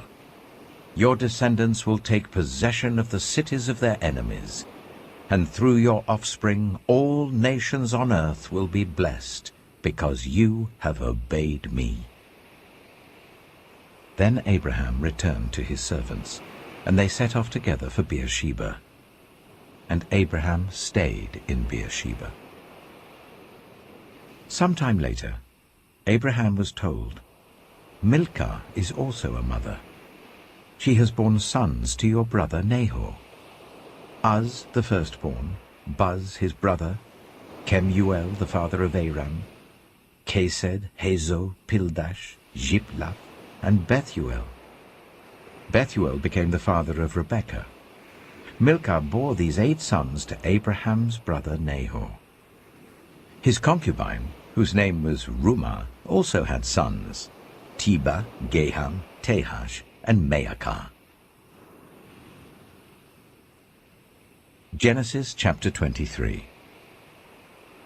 Sarah lived to be 127 years old. She died at Kiriath Arba, that is Hebron, in the land of Canaan. And Abraham went to mourn for Sarah and to weep over her. Then Abraham rose from beside his dead wife and spoke to the Hittites. He said, "I am a foreigner and stranger among you. Sell me some property for a burial site here, so I can bury my dead." The Hittites replied to Abraham, "Sir, listen to us. You are a mighty prince among us. Bury your dead in the choicest of our tombs. None of us will refuse you his tomb for burying your dead." Then Abraham rose and bowed down before the people of the land, the Hittites. He said to them, "If you are willing to let me bury my dead, then listen to me and intercede with Ephron, son of Zohar, on my behalf. So he will sell me the cave of Machpelah, which belongs to him and is at the end of his field. Ask him to sell it to me for the full price as a burial site among you." Ephron the Hittite was sitting among his people, and he replied to Abraham in the hearing of all the Hittites who had come to the gates of his city. "No, my lord," he said, "listen to me. I give you the field, and I give you the cave that is in it. I give it to you in the presence of my people. Bury your dead." Again Abraham bowed down before the people of the land, and he said to Ephron in their hearing, "Listen to me. If you will, I will pay the price of the field. Accept it from me, so I can bury my dead there." Ephron answered Abraham, "Listen to me, my lord. The land is worth 400 shekels of silver. But what is that between you and me? Bury your dead." Abraham agreed to Ephron's terms, and weighed out for him the price he had named in the hearing of the Hittites, 400 shekels of silver, according to the weight current among the merchants. So Ephron's field in Machpelah, near Mamre, both the field and the cave in it, and all the trees within the borders of the field, was legally made over to Abraham as his property, in the presence of all the Hittites who had come to the gate of the city.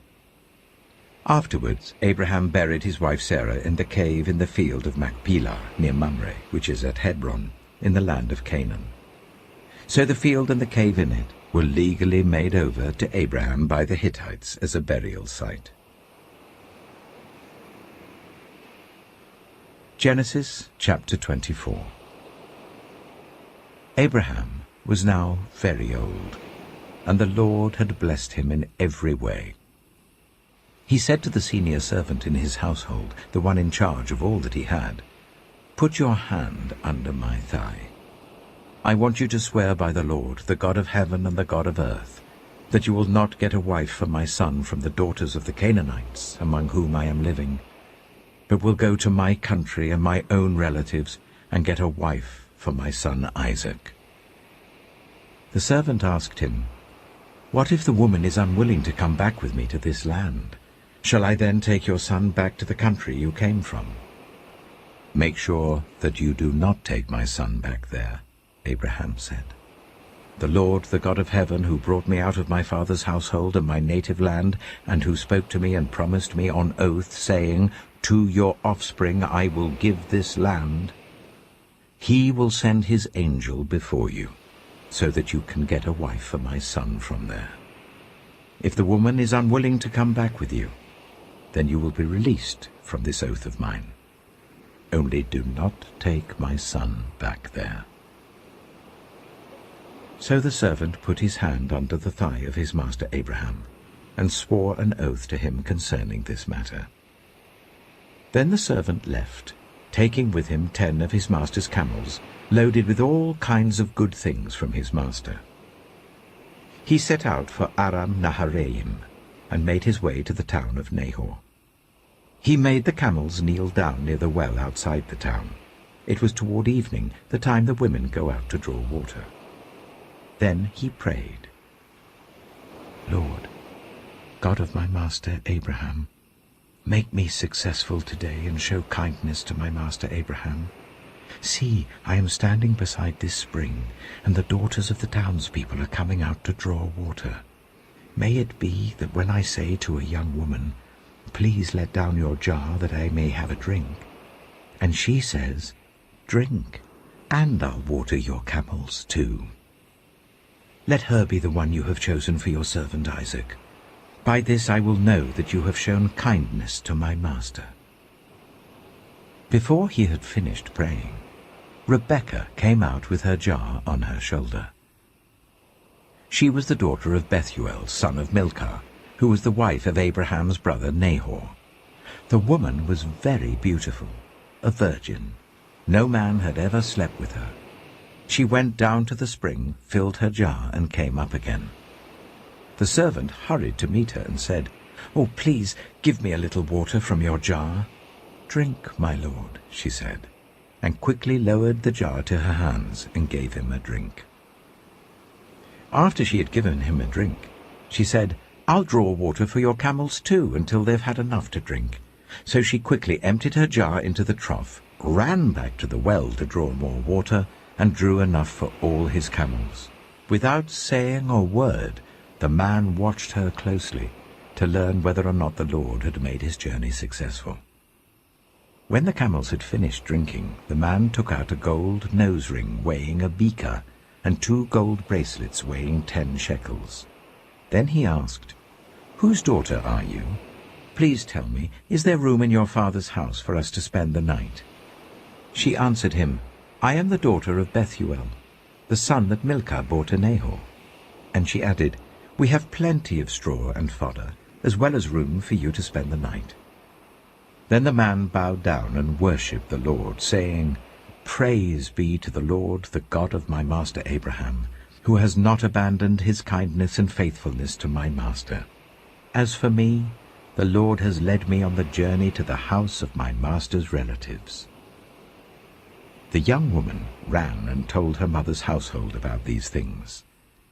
Now Rebekah had a brother named Laban, and he hurried out to the man at the spring. As soon as he had seen the nose ring and the bracelets on his sister's arms, and had heard Rebekah tell what the man had said to her, he went out to the man and found him standing by the camels near the spring. "Come, you who are blessed by the Lord," he said. "Why are you standing out here? I have prepared the house and a place for the camels." So the man went to the house, and the camels were unloaded.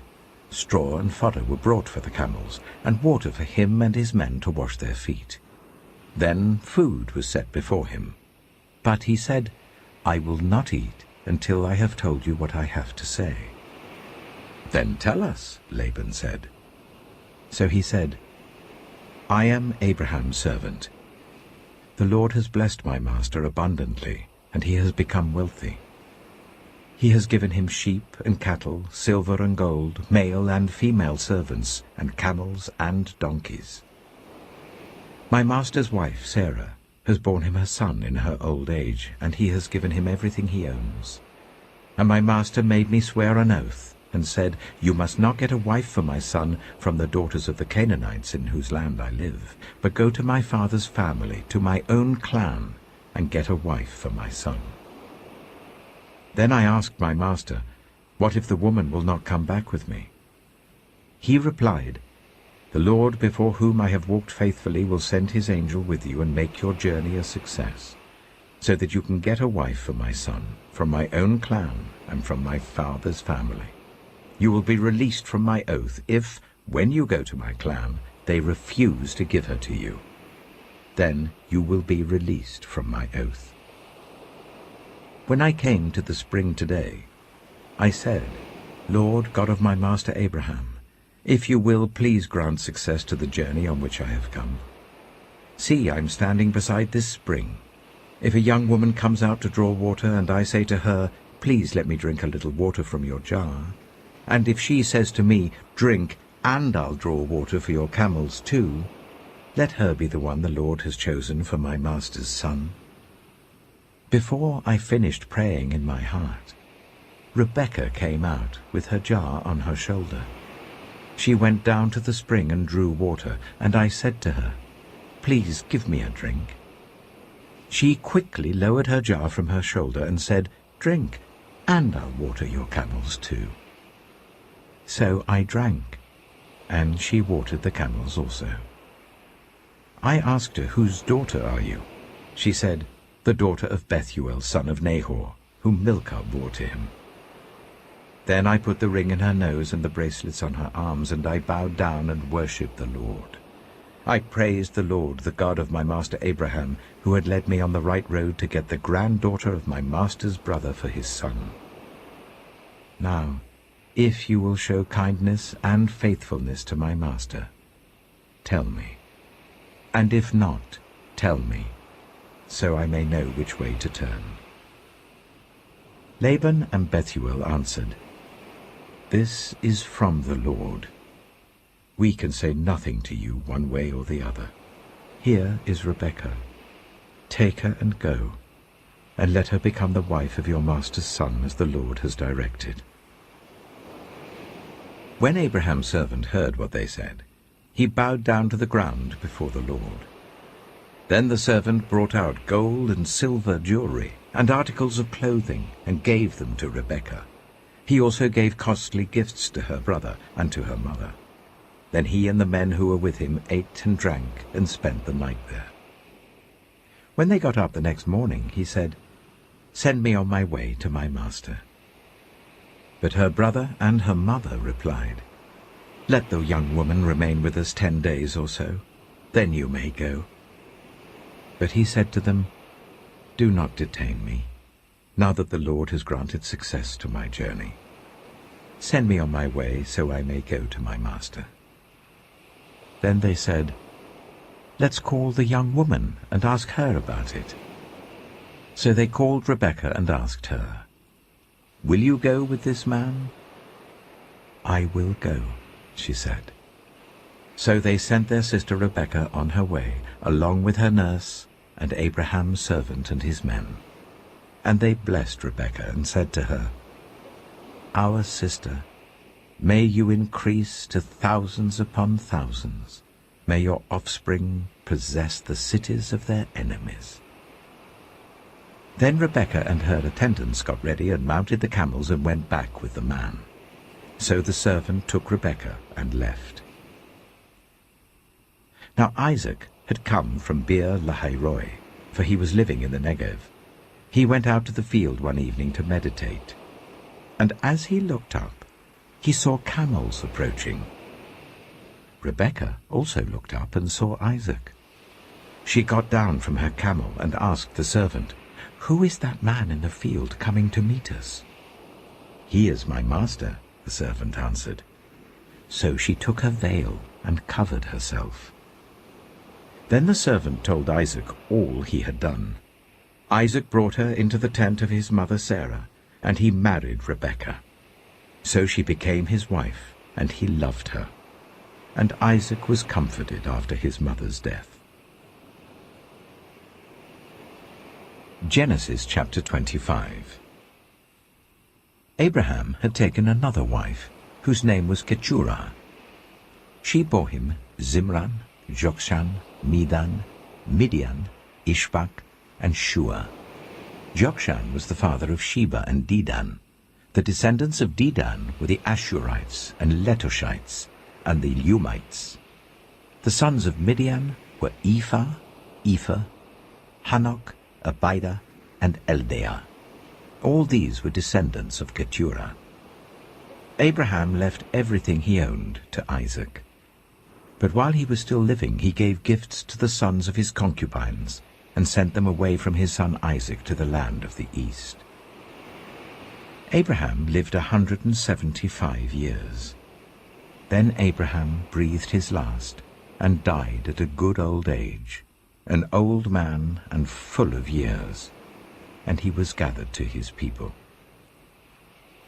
His sons Isaac and Ishmael buried him in the cave of Machpelah, near Mamre, in the field of Ephron, son of Zohar the Hittite, the field Abraham had bought from the Hittites. There Abraham was buried with his wife Sarah. After Abraham's death, God blessed his son Isaac, who then lived near Beer Lahai-roi. This is the account of the family line of Abraham's son Ishmael, whom Sarah's slave Hagar the Egyptian bore to Abraham. These are the names of the sons of Ishmael, listed in the order of their birth. Nebaioth, the firstborn of Ishmael, Kedah, Adbeel, Mibsam, Mishma, Duma, Massa, Hadad, Tema, Jitor, Nephish, and Kedema. These were the sons of Ishmael, and these are the names of the 12 tribal rulers according to their settlements and camps. Ishmael lived 137 years. He breathed his last and died, and he was gathered to his people. His descendants settled in the area from Havilah to Shur, near the eastern border of Egypt as you go towards Ashur. And they lived in hostility toward all the tribes related to them. This is the account of the family line of Abraham's son Isaac. Abraham became the father of Isaac, and Isaac was 40 years old when he married Rebekah, daughter of Bethuel the Aramean from Paddan Aram, and sister of Laban the Aramean. Isaac prayed to the Lord on behalf of his wife because she was childless. The Lord answered his prayer, and his wife Rebekah became pregnant. The babies jostled each other within her, and she said, "Why is this happening to me?" So she went to inquire of the Lord. The Lord said to her, "2 nations are in your womb, and 2 peoples from within you will be separated. One people will be stronger than the other, and the older will serve the younger." When the time came for her to give birth, there were twin boys in her womb. The first to come out was red, and his whole body was like a hairy garment, so they named him Esau. After this his brother came out, with his hand grasping Esau's heel, so he was named Jacob. Isaac was 60 years old when Rebekah gave birth to them. The boys grew up, and Esau became a skillful hunter, a man of the open country, while Jacob was content to stay at home among the tents. Isaac, who had a taste for wild game, loved Esau, but Rebekah loved Jacob. Once, when Jacob was cooking some stew, Esau came in from the open country, famished. He said to Jacob, "Quick, let me have some of that red stew. I'm famished." That is why he was also called Edom. Jacob replied, "First sell me your birthright." "Look, I am about to die," Esau said. "What good is the birthright to me?" But Jacob said, "Swear to me first." So he swore an oath to him, selling his birthright to Jacob. Then Jacob gave Esau some bread and some lentil stew. He ate and drank, and then got up and left. So Esau despised his birthright. Genesis chapter 26. Now there was a famine in the land, besides the previous famine in Abraham's time. And Isaac went to Abimelech, king of the Philistines, in Gerar. The Lord appeared to Isaac and said, "Do not go down to Egypt. Live in the land where I tell you to live. Stay in this land for a while, and I will be with you and will bless you. For to you and your descendants I will give all these lands, and will confirm the oath I swore to your father Abraham. I will make your descendants as numerous as the stars in the sky, and will give them all these lands. And through your offspring all nations on earth will be blessed, because Abraham obeyed me and did everything I required of him, keeping my commands, my decrees, and my instructions." So Isaac stayed in Gerar. When the men of that place asked him about his wife, he said, "She is my sister," because he was afraid to say, "She is my wife." He thought, "The men of this place might kill me on account of Rebekah, because she is beautiful." When Isaac had been there a long time, Abimelech, king of the Philistines, looked down from a window and saw Isaac caressing his wife Rebekah. So Abimelech summoned Isaac and said, "She is really your wife. Why did you say, 'She is my sister'?" Isaac answered him, "Because I thought I might lose my life on account of her." Then Abimelech said, "What is this you have done to us? One of the men might well have slept with your wife, and you would have brought guilt upon us." So Abimelech gave orders to all the people, "Anyone who harms this man or his wife shall surely be put to death." Isaac planted crops in that land, and the same year reaped 100-fold, because the Lord blessed him. The man became rich, and his wealth continued to grow until he became very wealthy. He had so many flocks and herds and servants that the Philistines envied him. So all the wells that his father's servants had dug in the time of his father Abraham, the Philistines stopped up, filling them with earth. Then Abimelech said to Isaac, "Move away from us. You have become too powerful for us." So Isaac moved away from there and encamped in the valley of Gerar, where he settled. Isaac reopened the wells that had been dug in the time of his father Abraham, which the Philistines had stopped up after Abraham died, and he gave them the same names his father had given them. Isaac's servants dug in the valley and discovered a well of fresh water there.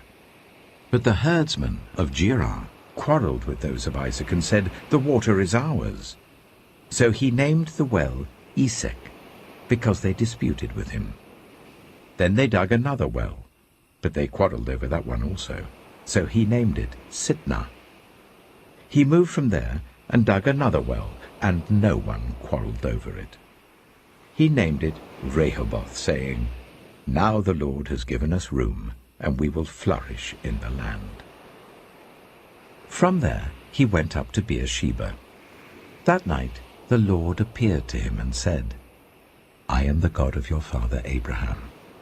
Do not be afraid, for I am with you. I will bless you and will increase the number of your descendants for the sake of my servant Abraham." Isaac built an altar there and called on the name of the Lord. There he pitched his tent, and there his servants dug a well. Meanwhile, Abimelech had come to him from Gerar with Ahuzah, his personal adviser, and Phicol, the commander of his forces. Isaac asked them, "Why have you come to me, since you were hostile to me and sent me away?" They answered, "We saw clearly that the Lord was with you.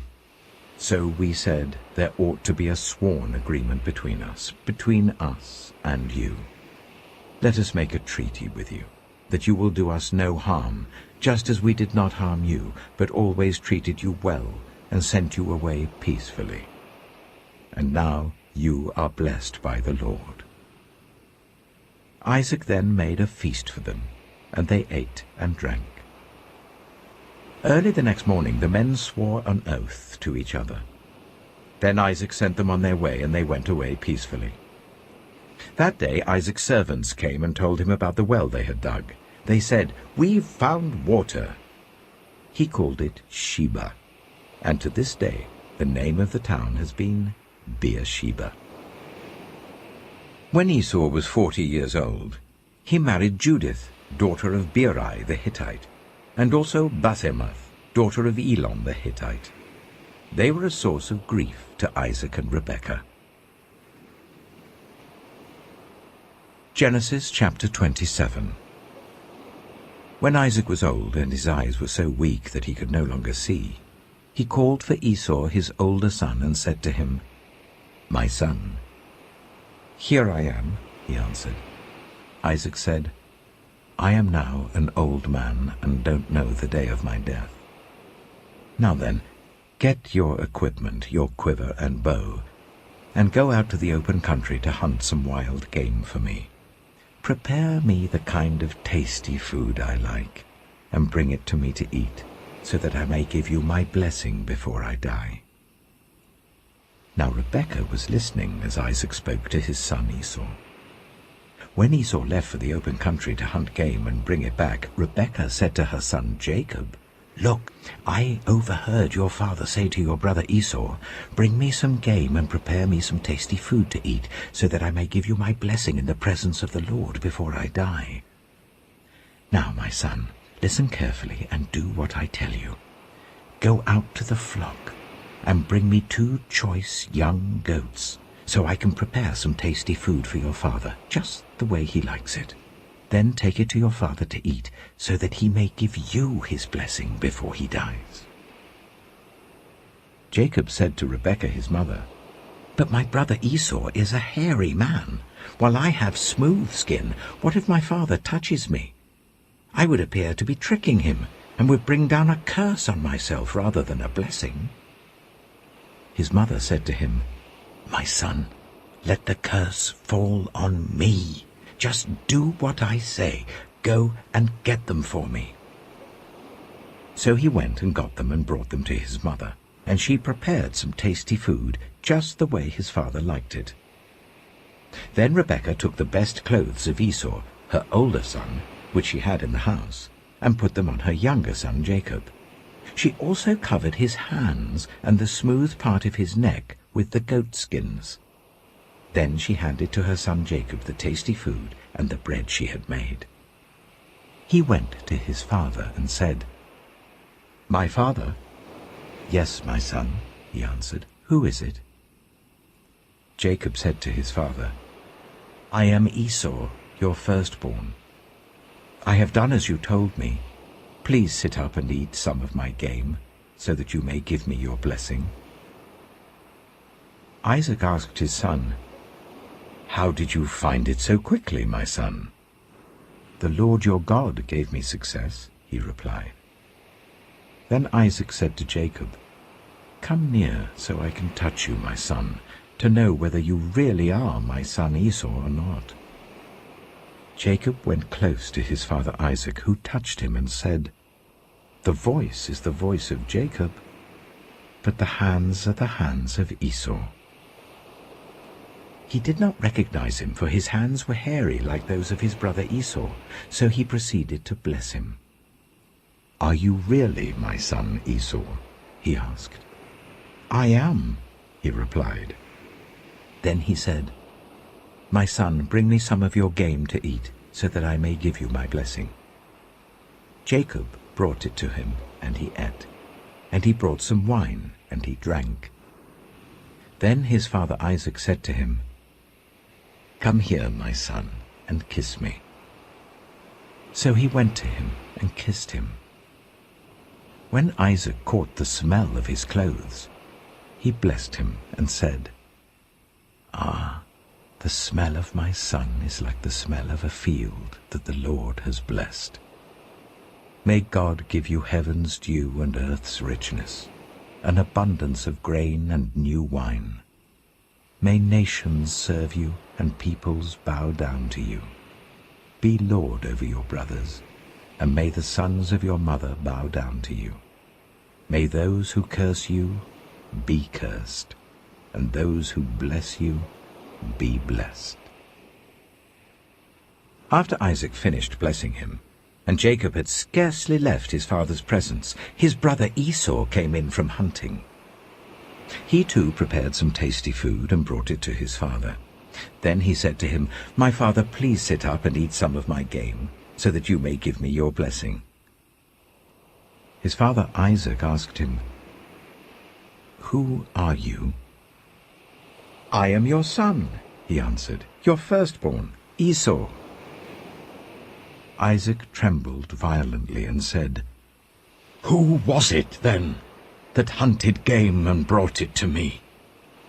I ate it just before you came, and I blessed him, and indeed he will be blessed." When Esau heard his father's words, he burst out with a loud and bitter cry, and said to his father, "Bless me, me too, my father." But he said, "Your brother came deceitfully and took your blessing." Esau said, "Isn't he rightly named Jacob? This is the second time he has taken advantage of me. He took my birthright, and now he's taken my blessing." Then he asked, "Haven't you reserved any blessing for me?" Isaac answered Esau, "I have made him lord over you, and have made all his relatives his servants, and I have sustained him with grain and new wine. So what can I possibly do for you, my son?"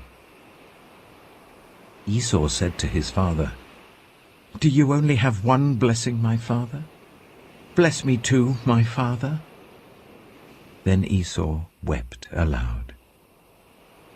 His father Isaac answered him, "Your dwelling will be away from the earth's richness, away from the dew of heaven above. You will live by the sword, and you will serve your brother. But when you grow restless, you will throw his yoke from off your neck."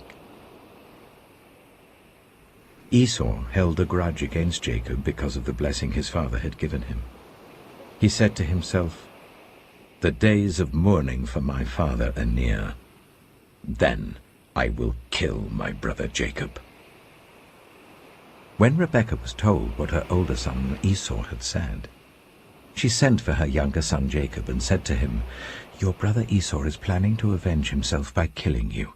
Now then, my son, do what I say. Flee at once to my brother Laban in Haran. Stay with him for a while until your brother's fury subsides. When your brother is no longer angry with you and forgets what you did to him, I'll send word for you to come back from there. Why should I lose both of you in one day?" Then Rebekah said to Isaac, "I'm disgusted with living because of these Hittite women. If Jacob takes a wife from among the women of this land, from Hittite women like these, my life will not be worth living." Genesis chapter 28. So Isaac called for Jacob and blessed him. Then he commanded him, "Do not marry a Canaanite woman. Go at once to Paddan Aram, to the house of your mother's father Bethuel.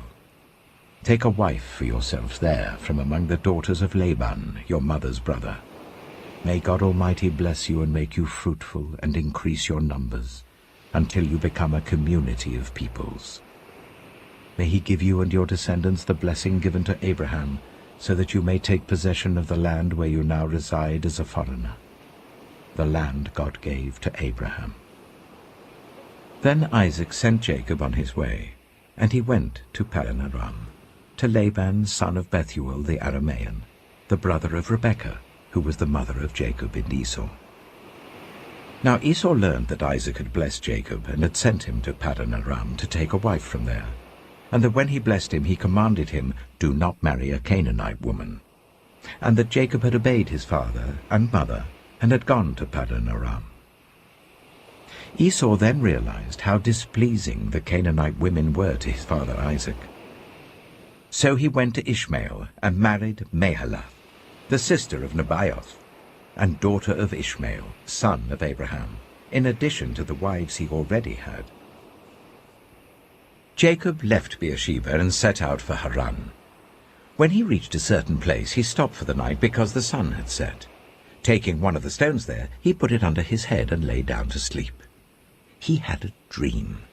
in which he saw a stairway resting on the earth with its top reaching to heaven, and the angels of God were ascending and descending on it. There above it stood the Lord, and he said, I am the Lord, the God of your father Abraham and the God of Isaac. I will give you and your descendants the land on which you are lying. Your descendants will be like the dust of the earth, and you will spread out to the west and to the east, to the north and to the south. All peoples on earth will be blessed through you and your offspring. I am with you and will watch over you wherever you go, and I will bring you back to this land. I will not leave you until I have done what I have promised you.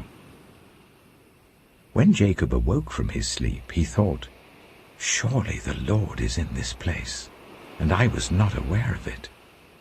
He was afraid and said, How awesome is this place! This is none other than the house of God. This is the gate of heaven.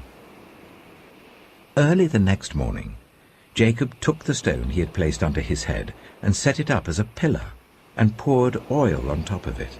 He called that place Bethel, though the city used to be called Luz. Then Jacob made a vow, saying, If God will be with me and will watch over me on this journey I am taking, and will give me food to eat and clothes to wear, so that I return safely to my father's household, then the Lord will be my God, and this stone that I have set up as a pillar will be God's house, and of all that you give me, I will give you a tenth. Genesis chapter 29. Then Jacob continued on his journey and came to the land of the eastern peoples. There he saw a well in the open country with 3 flocks of sheep lying near it, because the flocks were watered from that well. The stone over the mouth of the well was large. When all the flocks were gathered there, the shepherds would roll the stone away from the well's mouth and water the sheep. Then they would return the stone to its place over the mouth of the well. Jacob asked the shepherds, My brothers, where are you from? We're from Haran, they replied. He said to them, Do you know Laban, Nahor's grandson? Yes, we know him, they answered. Then Jacob asked them, Is he well? Yes, he is, they said. And here comes his daughter Rachel with the sheep. Look, he said, the sun is still high. It is not time for the flocks to be gathered. Water the sheep and take them back to pasture. We can't, they replied, until all the flocks are gathered and the stone has been rolled away from the mouth of the well. Then we will water the sheep. While he was still talking with them, Rachel came with her father's sheep, for she was a shepherd. When Jacob saw Rachel, daughter of his uncle Laban, and Laban's sheep, he went over and rolled the stone away from the mouth of the well and watered his uncle's sheep. Then Jacob kissed Rachel and began to weep aloud. He had told Rachel that he was a relative of her father and a son of Rebekah. So she ran and told her father. As soon as Laban heard the news about Jacob, his sister's son, he hurried to meet him. He embraced him and kissed him and brought him to his home. And there Jacob told him all these things. Then Laban said to him, You are my own flesh and blood. After Jacob had stayed with him for a whole month, Laban said to him, Just because you are a relative of mine, should you work for me for nothing? Tell me what your wages should be. Now Laban had 2 daughters. The name of the older was Leah, and the name of the younger was Rachel. Leah had weak eyes, but Rachel had a lovely figure and was beautiful. Jacob was in love with Rachel and said, I'll work for you 7 years in return for your younger daughter Rachel. Laban said, It's better that I give her to you than to some other man. Stay here with me. So Jacob served 7 years to get Rachel, but they seemed like only a few days to him because of his love for her. Then Jacob said to Laban, Give me my wife. My time is completed, and I want to make love to her. So Laban brought together all the people of the place and gave a feast, But when evening came, he took his daughter Leah and brought her to Jacob, and Jacob made love to her. And Laban gave his servant Zilpah to his daughter as her attendant. When morning came, there was Leah. So Jacob said to Laban, "What is this you have done to me? I served you for Rachel, didn't I? Why have you deceived me?" Laban replied, "It is not our custom here to give the younger daughter in marriage before the older one. Finish this daughter's bridal week. Then we will give you the younger one also in return for another 7 years of work." And Jacob did so. He finished the week with Leah, and then Laban gave him his daughter Rachel to be his wife. Laban gave his servant Bilhah to his daughter Rachel as her attendant. Jacob made love to Rachel also, and his love for Rachel was greater than his love for Leah, and he worked for Laban another 7 years. When the Lord saw that Leah was not loved, he enabled her to conceive, but Rachel remained childless. Leah became pregnant and gave birth to a son. She named him Reuben, for she said, "It is because the Lord has seen my misery. Surely my husband will love me now." She conceived again, and when she gave birth to a son, she said, "Because the Lord heard that I am not loved, he gave me this one too." So she named him Simeon. Again she conceived, and when she gave birth to a son, she said, "Now at last my husband will become attached to me, because I have borne him 3 sons." So he was named Levi. She conceived again, and when she gave birth to a son, she said, "This time I will praise the Lord." So she named him Judah. Then she stopped having children. Genesis chapter 30. When Rachel saw that she was not bearing Jacob any children, she became jealous of her sister. So she said to Jacob, "Give me children or I'll die." Jacob became angry with her and said, "Am I in the place of God, who has kept you from having children?" Then she said, "Here is Bilhah, my servant. Sleep with her, so that she can bear children for me, and I too can build a family through her." So she gave him her servant Bilhah as a wife. Jacob slept with her, and she became pregnant and bore him a son. Then Rachel said, "God has vindicated me. He has listened to my plea and given me a son." Because of this, she named him Dan. Rachel's servant Bilhah conceived again and bore Jacob a second son. Then Rachel said, "I have had a great struggle with my sister, and I have won." So she named him Naphtali. When Leah saw that she had stopped having children, she took her servant Zilpah and gave her to Jacob as a wife. Leah's servant Zilpah bore Jacob a son. Then Leah said, "What good fortune!" So she named him Gad. Leah's servant Zilpah bore Jacob a second son. Then Leah said, "How happy I am! The women will call me happy." So she named him Asher. During wheat harvest, Reuben went out into the fields and found some mandrake plants, which he brought to his mother Leah. Rachel said to Leah, "Please give me some of your son's mandrakes." But she said to her, "Wasn't it enough that you took away my husband? Will you take my son's mandrakes too?" "Very well," Rachel said. "He can sleep with you tonight in return for your son's mandrakes." So when Jacob came in from the fields that evening, Leah went out to meet him. "You must sleep with me," she said. "I have hired you with my son's mandrakes." So he slept with her that night. God listened to Leah, and she became pregnant and bore Jacob a 5th son. Then Leah said, "God has rewarded me for giving my servant to my husband." So she named him Issachar. Leah conceived again and bore Jacob a 6th son. Then Leah said, "God has presented me with a precious gift. This time my husband will treat me with honor because I have borne him 6 sons." So she named him Zebulun. Some time later she gave birth to a daughter and named her Dinah. Then God remembered Rachel. He listened to her and enabled her to conceive. She became pregnant and gave birth to a son, and said, "God has taken away my disgrace." She named him Joseph, and said, "May the Lord add to me another son." After Rachel gave birth to Joseph, Jacob said to Laban, "Send me on my way so I can go back to my own homeland. Give me my wives and children for whom I have served you, and I will be on my way. You know how much work I've done for you." But Laban said to him, "If I have found favor in your eyes, please stay. I have learned by divination that the Lord has blessed me because of you."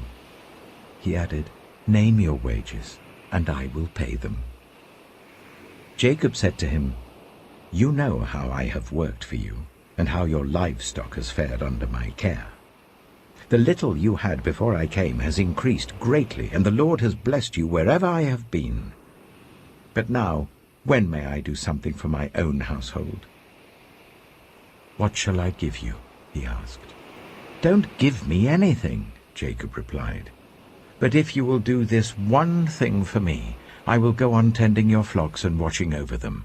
Let me go through all your flocks today and remove from them every speckled or spotted sheep, every dark-colored lamb, and every spotted or speckled goat. They will be my wages. And my honesty will testify for me in the future, whenever you check on the wages you have paid me. Any goat in my possession that is not speckled or spotted, or any lamb that is not dark-colored, will be considered stolen." "Agreed," said Laban. "Let it be as you have said." That same day he removed all the male goats that were streaked or spotted, and all the speckled or spotted female goats, all that had white on them, and all the dark-colored lambs, and he placed them in the care of his sons. Then he put a 3-day journey between himself and Jacob, while Jacob continued to tend the rest of Laban's flocks.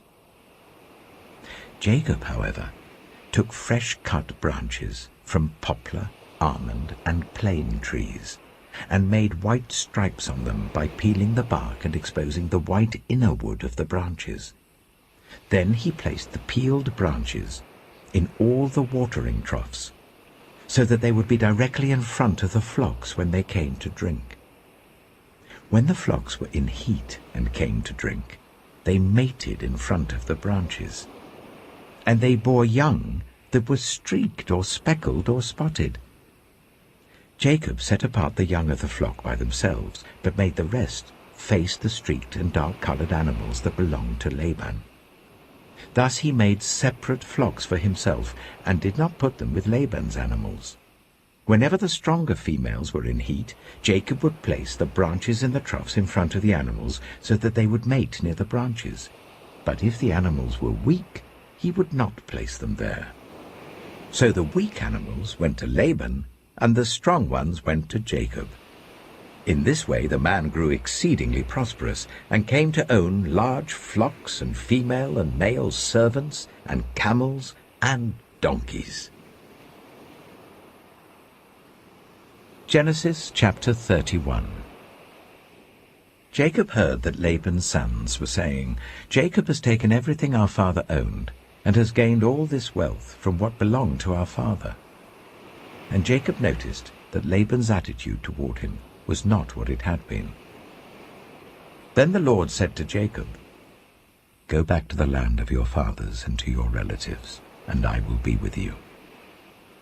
So Jacob sent word to Rachel and Leah to come out to the fields where his flocks were.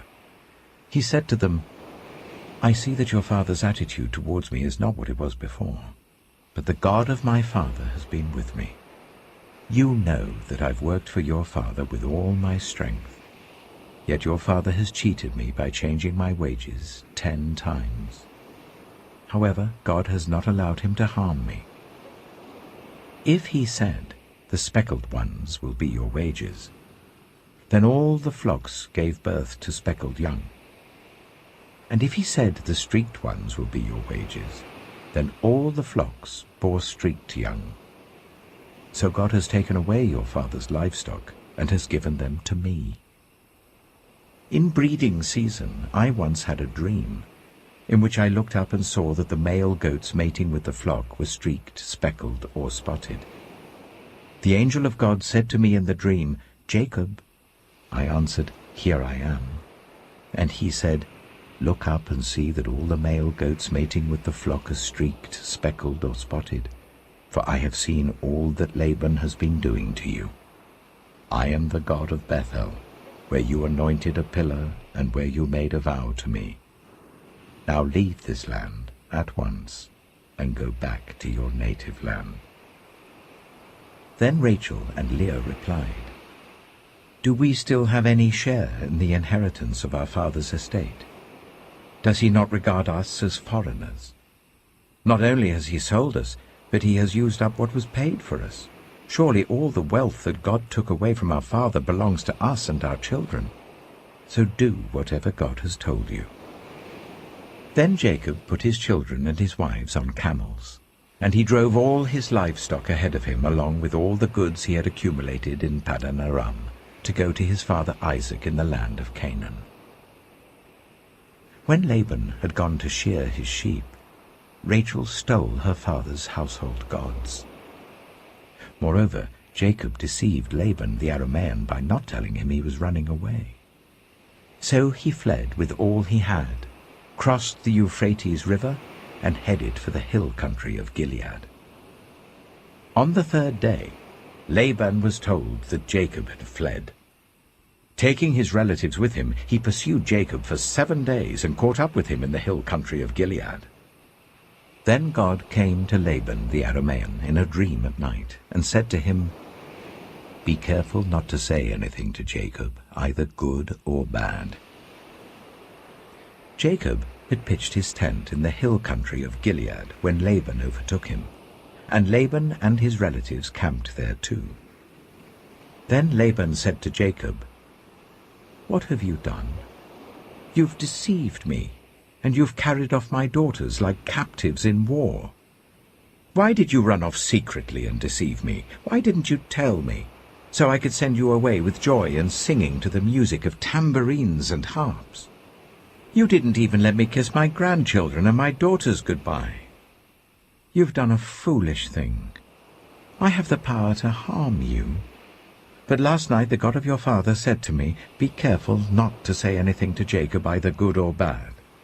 Now you have gone off because you long to return to your father's household. But why did you steal my gods?" Jacob answered Laban, "I was afraid, because I thought you would take your daughters away from me by force. But if you find anyone who has your gods, that person shall not live. In the presence of our relatives, see for yourself whether there is anything of yours here with me, and if so, take it." Now Jacob did not know that Rachel had stolen the gods. So Laban went into Jacob's tent, and into Leah's tent, and into the tent of the 2 female servants, but he found nothing. After he came out of Leah's tent, he entered Rachel's tent. Now Rachel had taken the household gods and put them inside her camel's saddle and was sitting on them. Laban searched through everything in the tent, but found nothing. Rachel said to her father, "Don't be angry, my lord, that I cannot stand up in your presence. I'm having my period." So he searched, but could not find the household gods. Jacob was angry and took Laban to task. "What is my crime?" he asked Laban. "How have I wronged you that you hunt me down? Now that you have searched through all my goods, what have you found that belongs to your household? Put it here in front of your relatives and mine, and let them judge between the 2 of us. I have been with you for 20 years now. Your sheep and goats have not miscarried, nor have I eaten rams from your flocks. I did not bring you animals torn by wild beasts. I bore the loss myself. and you demanded payment from me for whatever was stolen by day or night. This was my situation. The heat consumed me in the daytime and the cold at night, and sleep fled from my eyes. It was like this for the 20 years I was in your household. I worked for you 14 years for your 2 daughters and 6 years for your flocks, and you changed my wages 10 times.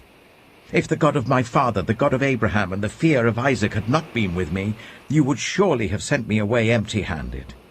But God has seen my hardship and the toil of my hands, and last night he rebuked you."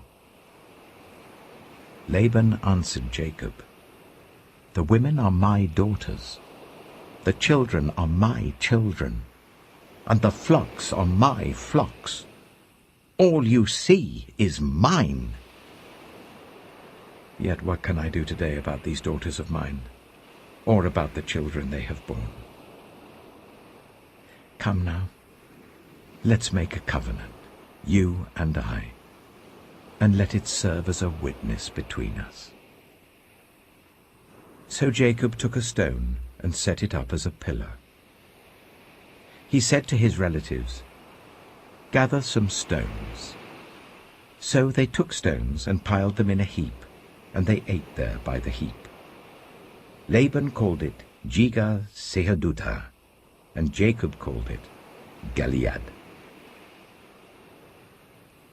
Laban said, "This heap is a witness between you and me today." That is why it was called Gilead. It was also called Mizpah, because he said, "May the Lord keep watch between you and me when we are away from each other. If you ill-treat my daughters, or if you take any wives besides my daughters, even though no one is with us, remember that God is a witness between you and me." Laban also said to Jacob, "Here is this heap, and here is the pillar I have set up between you and me. This heap is a witness, and this pillar is a witness, that I will not go past this heap to your side to harm you, and that you will not go past this heap and pillar to my side to harm me. May the God of Abraham and the God of Nahor, the God of their father, judge between us." So Jacob took an oath in the name of the fear of his father Isaac. He offered a sacrifice there in the hill country and invited his relatives to a meal. After they had eaten, they spent the night there. Early the next morning, Laban kissed his grandchildren and his daughters and blessed them. Then he left and returned home. Genesis chapter 32. Jacob also went on his way, and the angels of God met him. When Jacob saw them, he said, "This is the camp of God." So he named that place Mahanaim. Jacob sent messengers ahead of him to his brother Esau in the land of Seir, the country of Edom. He instructed them, "This is what you are to say to my lord Esau. Your servant Jacob says, I have been staying with Laban and have remained there till now. I have cattle and donkeys, sheep and goats, male and female servants. Now I am sending this message to my lord, that I may find favor in your eyes."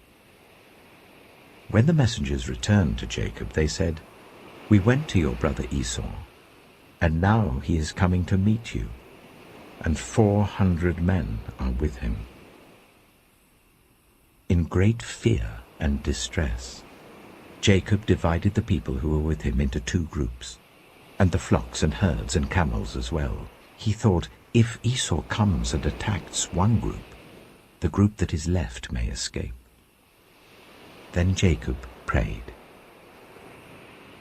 "O God of my father Abraham, God of my father Isaac, Lord, you who said to me, 'Go back to your country and your relatives, and I will make you prosper.' I am unworthy of all the kindness and faithfulness you have shown your servant. I had only my staff when I crossed this Jordan, but now I have become 2 camps. Save me, I pray, from the hand of my brother Esau, for I am afraid he will come and attack me, and also the mothers with their children. But you have said, I will surely make you prosper, and will make your descendants like the sand of the sea, which cannot be counted." He spent the night there, and from what he had with him, he selected a gift for his brother Esau: 200 female goats and 20 male goats, 200 ewes and 20 rams, 30 female camels with their young, 40 cows and 10 bulls, and 20 female donkeys and 10 male donkeys.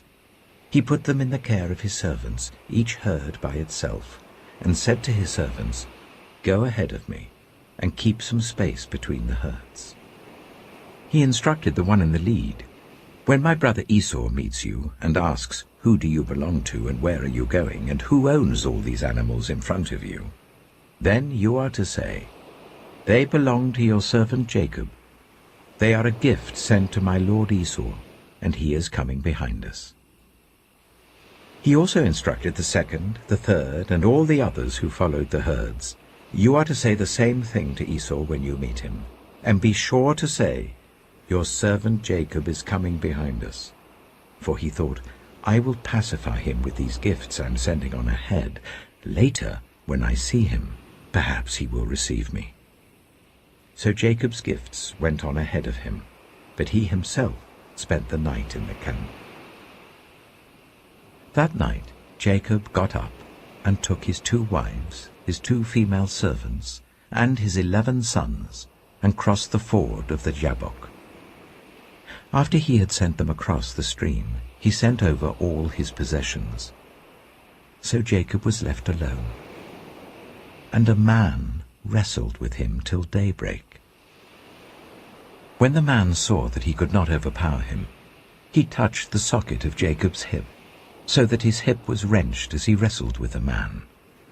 Then the man said, "Let me go, for it is daybreak." But Jacob replied, "I will not let you go, unless you bless me." The man asked him, "What is your name?" "Jacob," he answered. Then the man said, "Your name will no longer be Jacob, but Israel, because you have struggled with God and with humans and have overcome." Jacob said, "Please tell me your name." But he replied, "Why do you ask my name?" Then he blessed him there. So Jacob called the place Peniel, saying, "It is because I saw God face to face, and yet my life was spared." The sun rose above him as he passed Peniel, and he was limping because of his hip. Therefore to this day the Israelites do not eat the tendon attached to the socket of the hip, because the socket of Jacob's hip was touched near the tendon. Genesis chapter 33. Jacob looked up, and there was Esau, coming with his 400 men. So he divided the children among Leah, Rachel, and the 2 female servants. He put the female servants and their children in front, Leah and her children next, and Rachel and Joseph in the rear.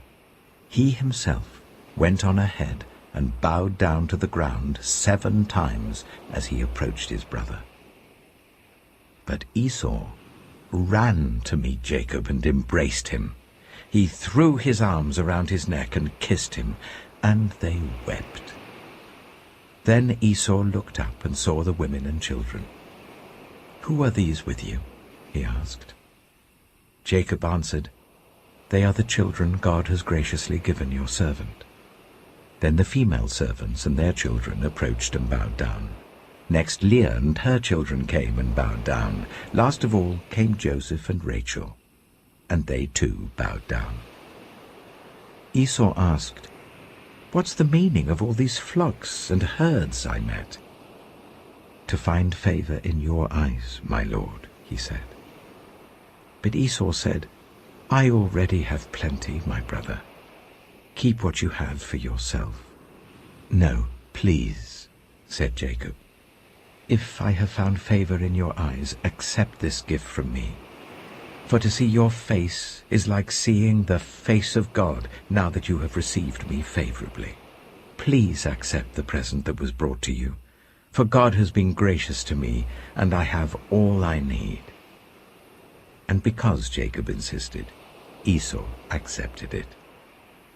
Then Esau said, "Let us be on our way. I'll accompany you." But Jacob said to him, "My Lord knows that the children are tender, and that I must care for the ewes and cows that are nursing their young. If they are driven hard just one day, all the animals will die. So let my Lord go on ahead of his servant while I move along slowly at the pace of the flocks and herds before me, and the pace of the children, until I come to my Lord in Seir." Esau said, "Then let me leave some of my men with you." "But why do that?" Jacob asked. "Just let me find favor in the eyes of my Lord." So that day Esau started on his way back to Seir. Jacob, however, went to Succoth, where he built a place for himself and made shelters for his livestock. That is why the place is called Succoth. After Jacob came from Paddan Aram, he arrived safely at the city of Shechem in Canaan, and camped within sight of the city. For 100 pieces of silver he bought from the sons of Hamor, the father of Shechem, the plot of ground where he pitched his tent.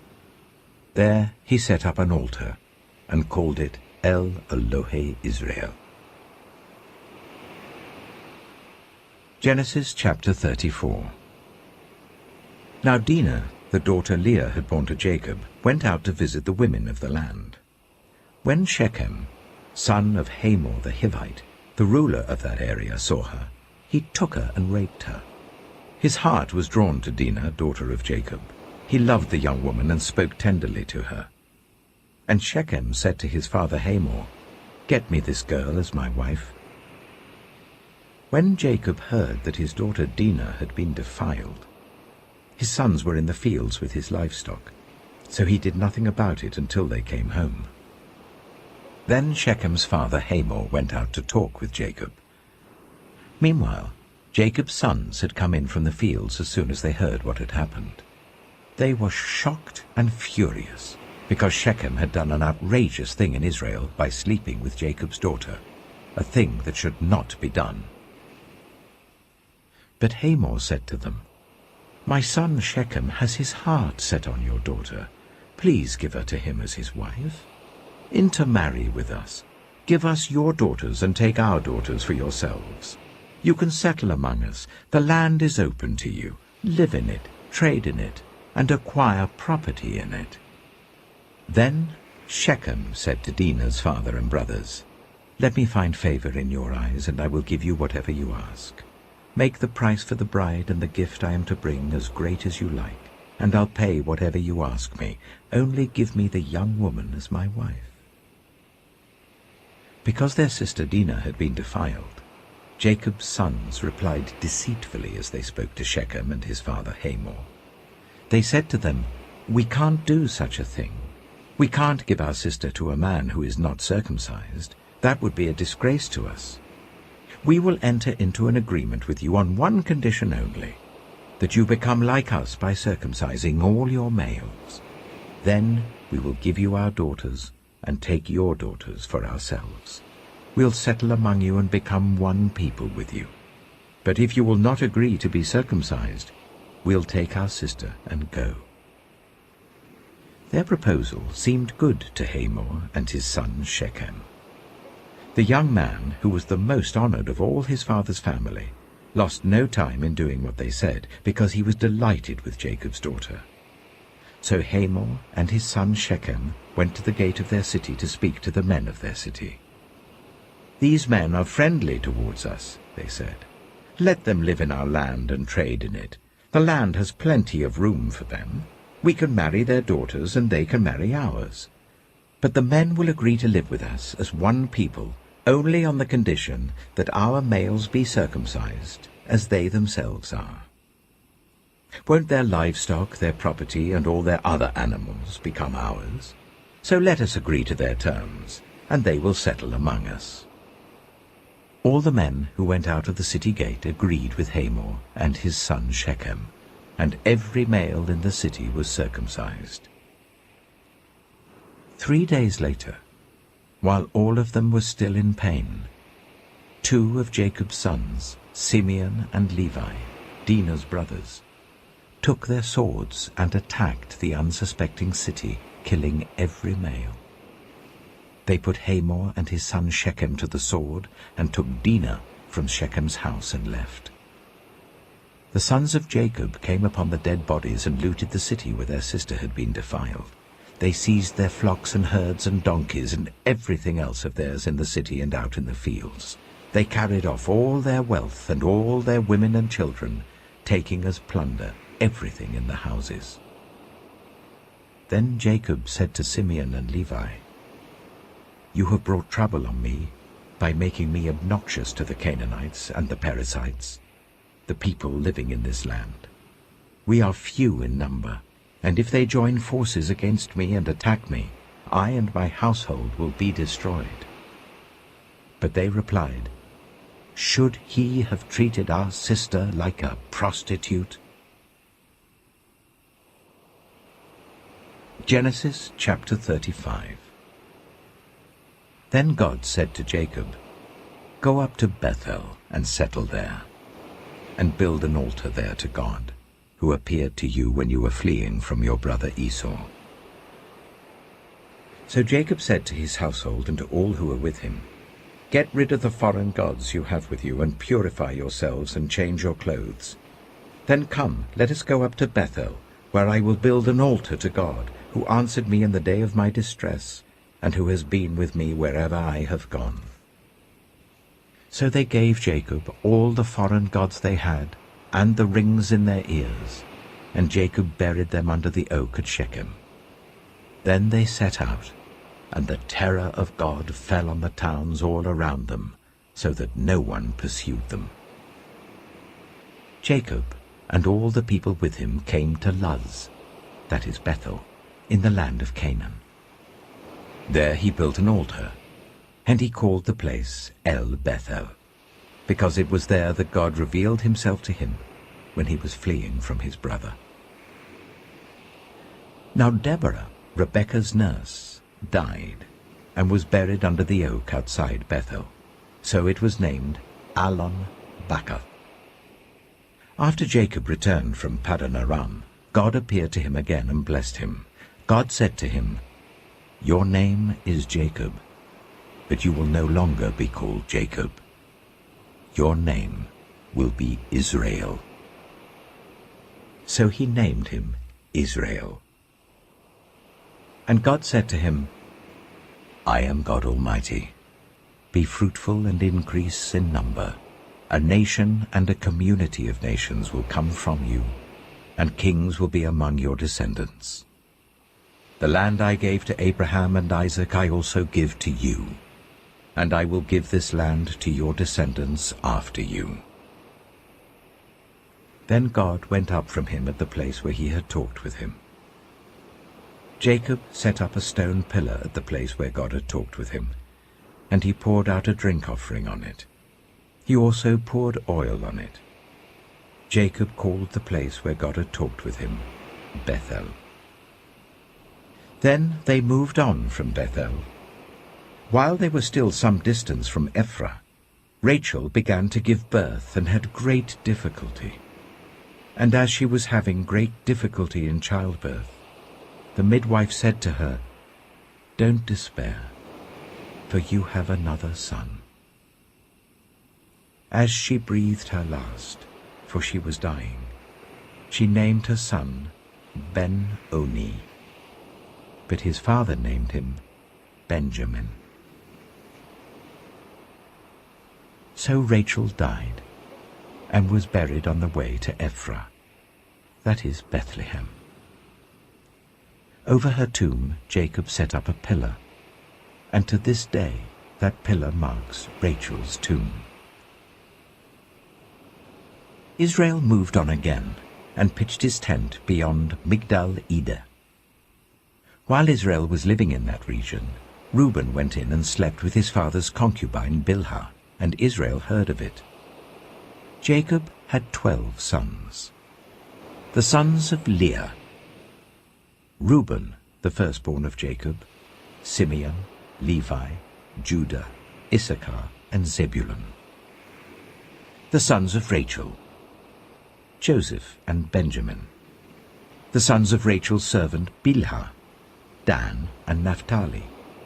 The sons of Leah's servant Zilpah: Gad and Asher. These were the sons of Jacob who were born to him in Paddan Aram. Jacob came home to his father Isaac in Mamre, near Kiriath Arba, that is Hebron, where Abraham and Isaac had stayed. Isaac lived 180 years. Then he breathed his last and died, and was gathered to his people, old and full of years. And his sons Esau and Jacob buried him. Genesis chapter 36. This is the account of the family line of Esau, that is, Edom. Esau took his wives from the women of Canaan: Adah, daughter of Elon the Hittite, and Aholibamah, daughter of Anah and granddaughter of Zibeon the Hittite, and Basemath, daughter of Ishmael and sister of Nebaioth. Adah bore Eliphaz to Esau, Basemath bore Ruel, and Aholibamah bore Jeush, Jalam, and Korah. These were the sons of Esau who were born to him in Canaan. Esau took his wives and sons and daughters and all the members of his household, as well as his livestock and all his other animals and all the goods he had acquired in Canaan, and moved to a land some distance from his brother Jacob. Their possessions were too great for them to remain together. The land where they were staying could not support them both because of their livestock. So Esau, that is Edom, settled in the hill country of Seir. This is the account of the family line of Esau, the father of the Edomites, in the hill country of Seir. These are the names of Esau's sons: Eliphaz, the son of Esau's wife Adah, and Ruel, the son of Esau's wife Basemath. The sons of Eliphaz: Teman, Omar, Zepho, Getim, and Kenaz. Esau's son Eliphaz also had a concubine named Timnah, who bore him Amalek. These were grandsons of Esau's wife Adah. The sons of Ruel: Nahath, Zerah, Shammah, and Mitzah. These were grandsons of Esau's wife Basemath. The sons of Esau's wife Aholibamah, daughter of Anah and granddaughter of Zibeon, whom she bore to Esau: Jeush, Jalam, and Korah. These were the chiefs among Esau's descendants. The sons of Eliphaz, the firstborn of Esau: chiefs Teman, Omar, Zepho, Kenaz, Korah, Getim, and Amalek. These were the chiefs descended from Eliphaz in Edom. They were grandsons of Adah. The sons of Esau's son Ruel: chiefs Nahath, Zerah, Shammah, and Mitzah. These were the chiefs descended from Ruel in Edom. They were grandsons of Esau's wife Basemath. The sons of Esau's wife Aholibamah: chiefs Jeush, Jalam, and Korah. These were the chiefs descended from Esau's wife Aholibamah, daughter of Anah. These were the sons of Esau, that is Edom, and these were their chiefs. These were the sons of Seir the Horite, who were living in the region: Lotan, Shobal, Zibeon, Anah, Dishon, Ezer, and Dishan. These sons of Seir in Edom were Horite chiefs. The sons of Lotan: Horai and Homam. Timnah was Lotan's sister. The sons of Shobal: Alvan, Manahath, Ebal, Shapho, and Onam. The sons of Zibeon: Ea and Ana. This is the Ana who discovered the hot springs in the desert while he was grazing the donkeys of his father Zibeon. The children of Ana, Dishon and Aholibama, daughter of Ana. The sons of Dishon, Hemdan, Eshban, Ithran, and Kiran. The sons of Ezer, Bilhan, Zevan, and Akan. The sons of Dishan, Az and Aran. These were the Horite chiefs: Lotan, Shobal, Zibeon, Ana, Dishon, Ezer, and Dishan. These were the Horite chiefs according to their divisions in the land of Seir. These were the kings who reigned in Edom before any Israelite king reigned. Bela, son of Beor, became king of Edom.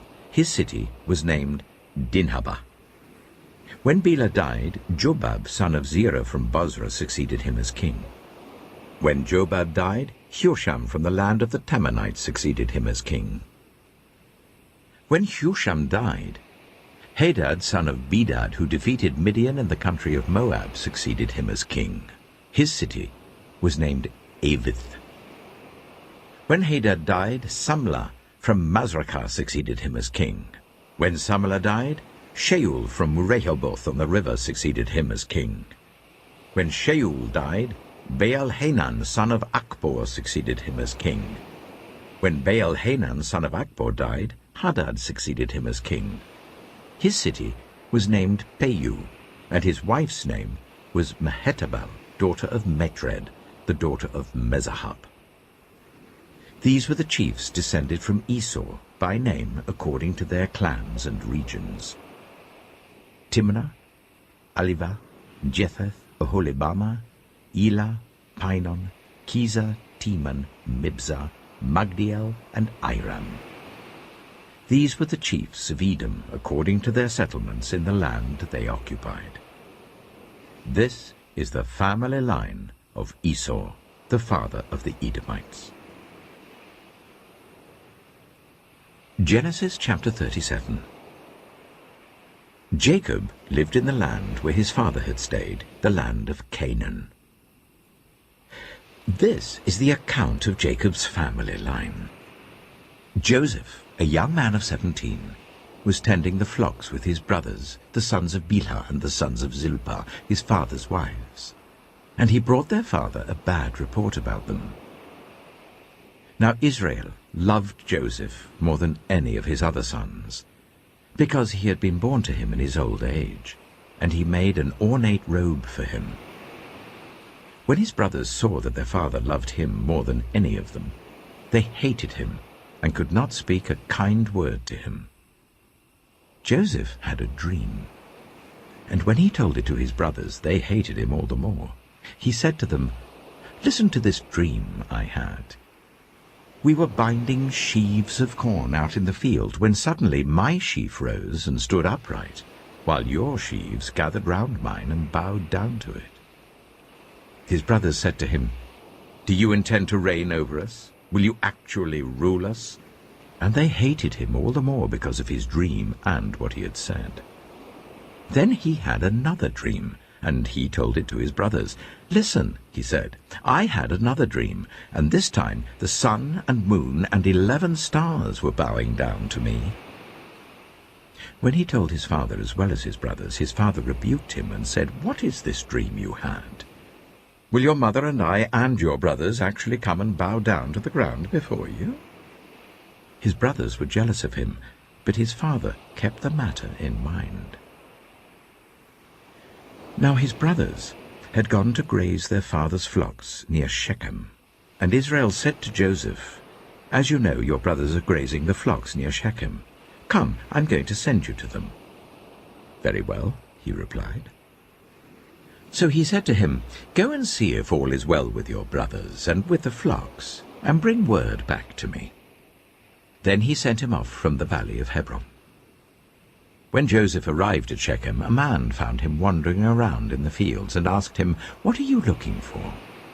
He replied, "I'm looking for my brothers. Can you tell me where they are grazing their flocks?"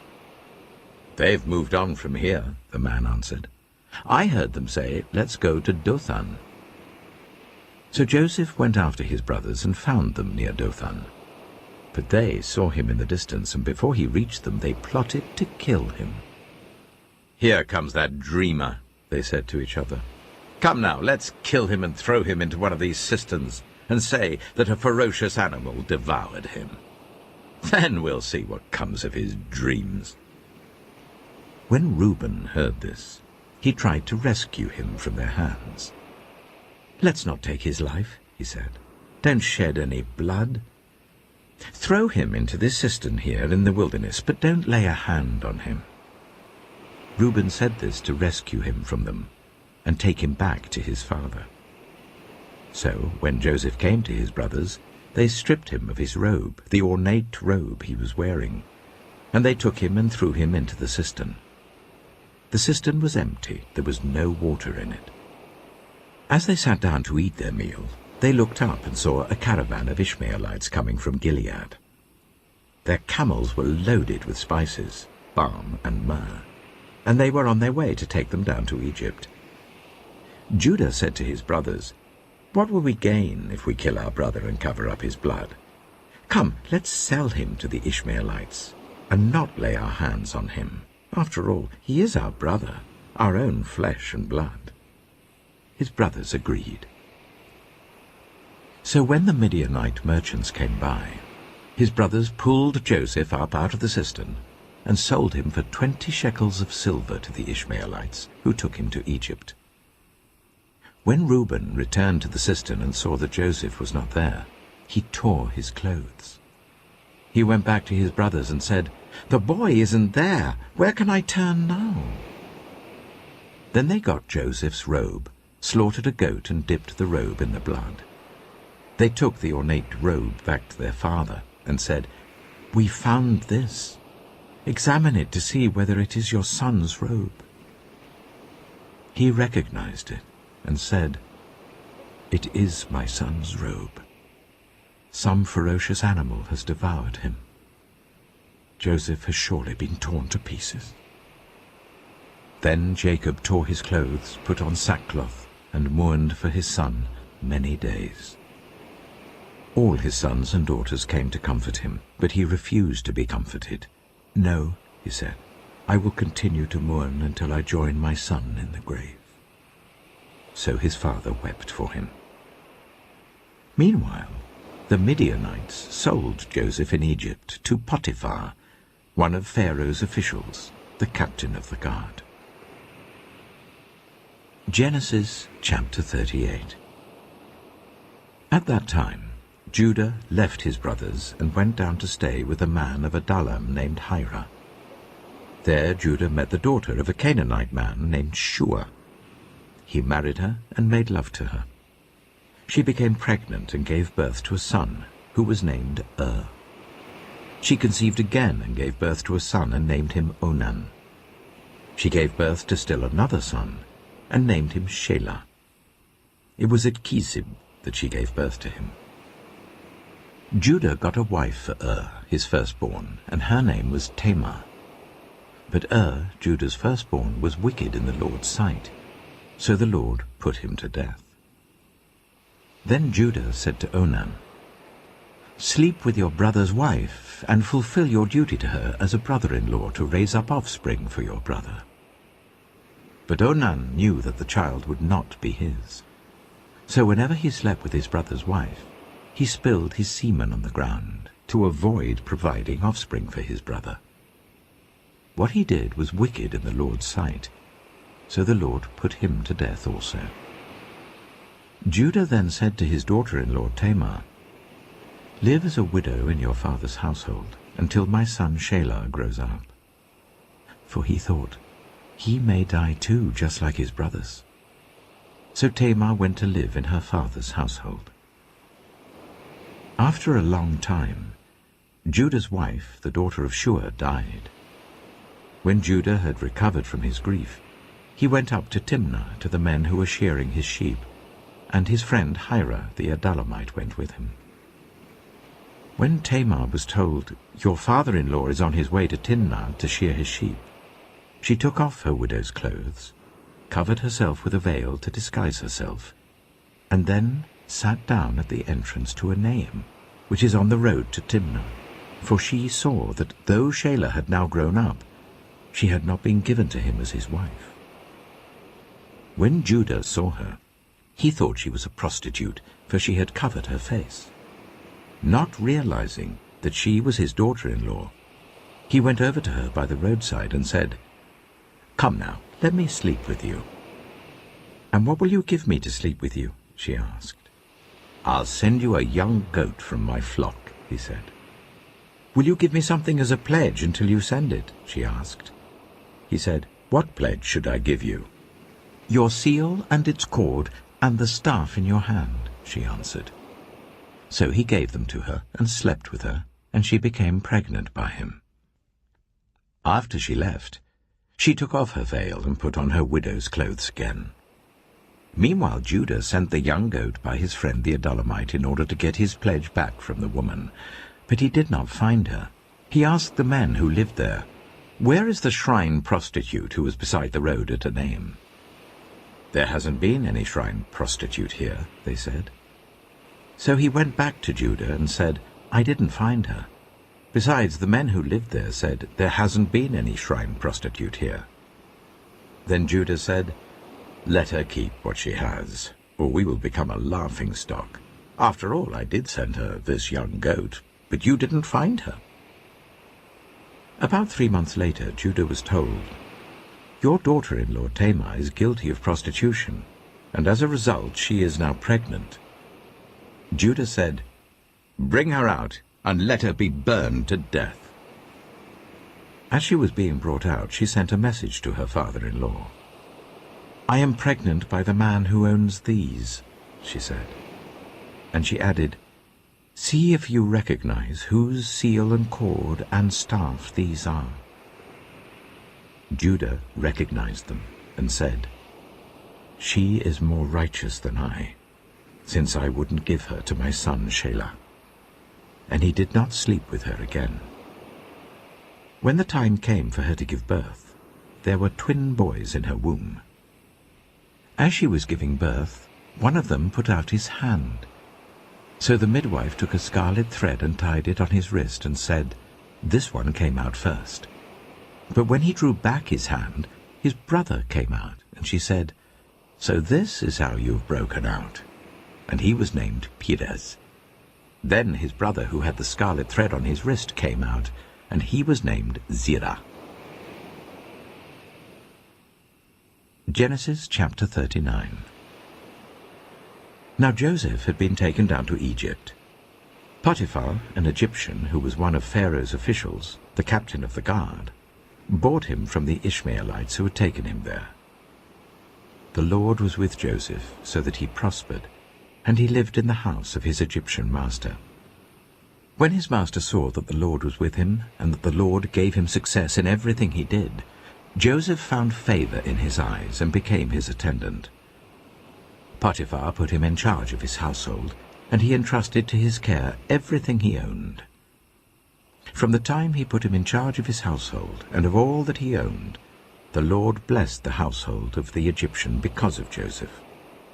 The blessing of the Lord was on everything Potiphar had, both in the house and in the field. So Potiphar left everything he had in Joseph's care.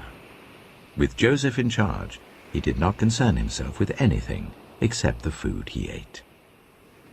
Now Joseph was well built and handsome, and after a while his master's wife took notice of Joseph and said, "Come to bed with me." But he refused. "With me in charge," he told her, "my master does not concern himself with anything in the house. Everything he owns he has entrusted to my care. No one is greater in this house than I am. My master has withheld nothing from me except you, because you are his wife. How then could I do such a wicked thing and sin against God?" And though she spoke to Joseph day after day, he refused to go to bed with her or even be with her. One day he went into the house to attend to his duties, and none of the household servants was inside. She caught him by his cloak and said, come to bed with me." But he left his cloak in her hand and ran out of the house. When she saw that he had left his cloak in her hand and had run out of the house, she called her household servants. "Look," she said to them, "this Hebrew has been brought to us to make sport of us. He came in here to sleep with me, but I screamed. When he heard me scream for help, he left his cloak beside me and ran out of the house." She kept his cloak beside her until his master came home. Then she told him this story. "That Hebrew slave you brought us came to me to make sport of me. But as soon as I screamed for help, he left his cloak beside me and ran out of the house." When his master heard the story his wife told him, saying, "This is how your slave treated me," he burned with anger. Joseph's master took him and put him in prison, the place where the king's prisoners were confined. But while Joseph was there in the prison, the Lord was with him. He showed him kindness and granted him favor in the eyes of the prison warden. So the warden put Joseph in charge of all those held in the prison, and he was made responsible for all that was done there. The warden paid no attention to anything under Joseph's care, because the Lord was with Joseph and gave him success in whatever he did. Genesis chapter 40. Some time later, the cupbearer and the baker of the king of Egypt offended their master, the king of Egypt. Pharaoh was angry with his two officials, the chief cupbearer and the chief baker, and put them in custody in the house of the captain of the guard, in the same prison where Joseph was confined. The captain of the guard assigned them to Joseph, and he attended them. After they had been in custody for some time, each of the two men, the cupbearer and the baker of the king of Egypt, who were being held in prison, had a dream the same night, and each dream had a meaning of its own. When Joseph came to them the next morning, he saw that they were dejected. So he asked Pharaoh's officials who were in custody with him in his master's house, "Why do you look so sad today?" "We both had dreams," they answered, "but there is no one to interpret them." Then Joseph said to them, "Do not interpretations belong to God? Tell me your dreams." So the chief cupbearer told Joseph his dream. He said to him, "In my dream I saw a vine in front of me, and on the vine were 3 branches. As soon as it budded, it blossomed, and its clusters ripened into grapes. Pharaoh's cup was in my hand, and I took the grapes, squeezed them into Pharaoh's cup, and put the cup in his hand." "This is what it means," Joseph said to him. "The 3 branches are 3 days. Within 3 days, Pharaoh will lift up your head and restore you to your position, and you will put Pharaoh's cup in his hand, just as you used to do when you were his cupbearer. But when all goes well with you, remember me and show me kindness. Mention me to Pharaoh and get me out of this prison. I was forcibly carried off from the land of the Hebrews, and even here I've done nothing to deserve being put in a dungeon." When the chief baker saw that Joseph had given a favorable interpretation, he said to Joseph, "I too had a dream. On my head were 3 baskets of bread. In the top basket were all kinds of baked goods for Pharaoh, but the birds were eating them out of the basket on my head." "This is what it means," Joseph said. "The 3 baskets are 3 days. Within 3 days, Pharaoh will lift off your head and impale your body on a pole, and the birds will eat away your flesh." Now the 3rd day was Pharaoh's birthday, and he gave a feast for all his officials. He lifted up the heads of the chief cupbearer and the chief baker in the presence of his officials. He restored the chief cupbearer to his position, so that he once again put the cup into Pharaoh's hand. But he impaled the chief baker, just as Joseph had said to them in his interpretation. The chief cupbearer, however, did not remember Joseph. He forgot him. Genesis chapter 41. When 2 full years had passed, Pharaoh had a dream. He was standing by the Nile, when out of the river there came up 7 cows, sleek and fat, and they grazed among the reeds.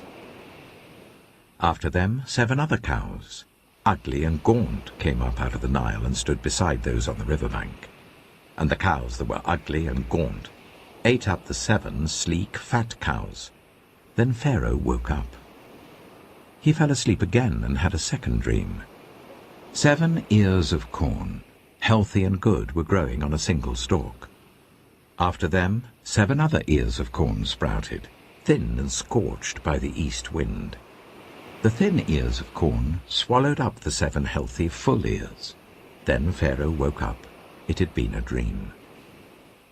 In the morning his mind was troubled. So he sent for all the magicians and wise men of Egypt. Pharaoh told them his dreams, but no one could interpret them for him. Then the chief cupbearers said to Pharaoh, "Today I'm reminded of my shortcomings. Pharaoh was once angry with his servants, and he imprisoned me and the chief baker in the house of the captain of the guard. Each of us had a dream the same night, and each dream had a meaning of its own. Now a young Hebrew was there with us, a servant of the captain of the guard. We told him our dreams, and he interpreted them for us, giving each man the interpretation of his dream. And things turned out exactly as he interpreted them to us. I was restored to my position, and the other man was impaled." So Pharaoh sent for Joseph, and he was quickly brought from the dungeon. When he had shaved and changed his clothes, he came before Pharaoh. Pharaoh said to Joseph, "I had a dream, and no one can interpret it. But I have heard it said of you that when you hear a dream, you can interpret it." "I cannot do it," Joseph replied to Pharaoh, "but God will give Pharaoh the answer he desires." Then Pharaoh said to Joseph, "In my dream I was standing on the bank of the Nile. Then out of the river there came up 7 cows, fat and sleek, and they grazed among the reeds. After them 7 other cows came up, scrawny and very ugly and lean. I had never seen such ugly cows in all the land of Egypt. The lean, ugly cows ate up the 7 fat cows that came up first. But even after they ate them, no one could tell that they had done so. They looked just as ugly as before. Then I woke up. In my dream I saw 7 ears of corn, full and good, growing on a single stalk. After them 7 other ears sprouted, withered and thin and scorched by the east wind. The thin ears of corn swallowed up the 7 good ears. I told this to the magicians, but none of them could explain it to me." Then Joseph said to Pharaoh, "The dreams of Pharaoh are one and the same. God has revealed to Pharaoh what he is about to do. The 7 good cows are 7 years, and the 7 good ears of corn are 7 years. It is one and the same dream. The 7 lean, ugly cows that came up afterward are 7 years, and so are the 7 worthless ears of corn scorched by the east wind. They are 7 years of famine. It is just as I said to Pharaoh. God has shown Pharaoh what he is about to do. 7 years of great abundance are coming throughout the land of Egypt, but 7 years of famine will follow them. Then all the abundance in Egypt will be forgotten, and the famine will ravage the land. The abundance in the land will not be remembered, because the famine that follows it will be so severe. The reason the dream was given to Pharaoh in 2 forms is that the matter has been firmly decided by God, and God will do it soon. And now let Pharaoh look for a discerning and wise man, and put him in charge of the land of Egypt. Let Pharaoh appoint commissioners over the land to take 1/5 of the harvest of Egypt during the 7 years of abundance. They should collect all the food of these good years that are coming, and store up the grain under the authority of Pharaoh, to be kept in the cities for food. This food should be held in reserve for the country, to be used during the 7 years of famine that will come upon Egypt, so that the country may not be ruined by the famine." The plan seemed good to Pharaoh and to all his officials. So Pharaoh asked them, "Can we find anyone like this man, one in whom is the Spirit of God?" Then Pharaoh said to Joseph, "Since God has made all this known to you, there is no one so discerning and wise as you. You shall be put in charge of my palace, and all my people are to submit to your orders. Only with respect to the throne will I be greater than you." So Pharaoh said to Joseph, "I hereby put you in charge of the whole land of Egypt." Then Pharaoh took his signet ring from his finger and put it on Joseph's finger. He dressed him in robes of fine linen and put a gold chain around his neck.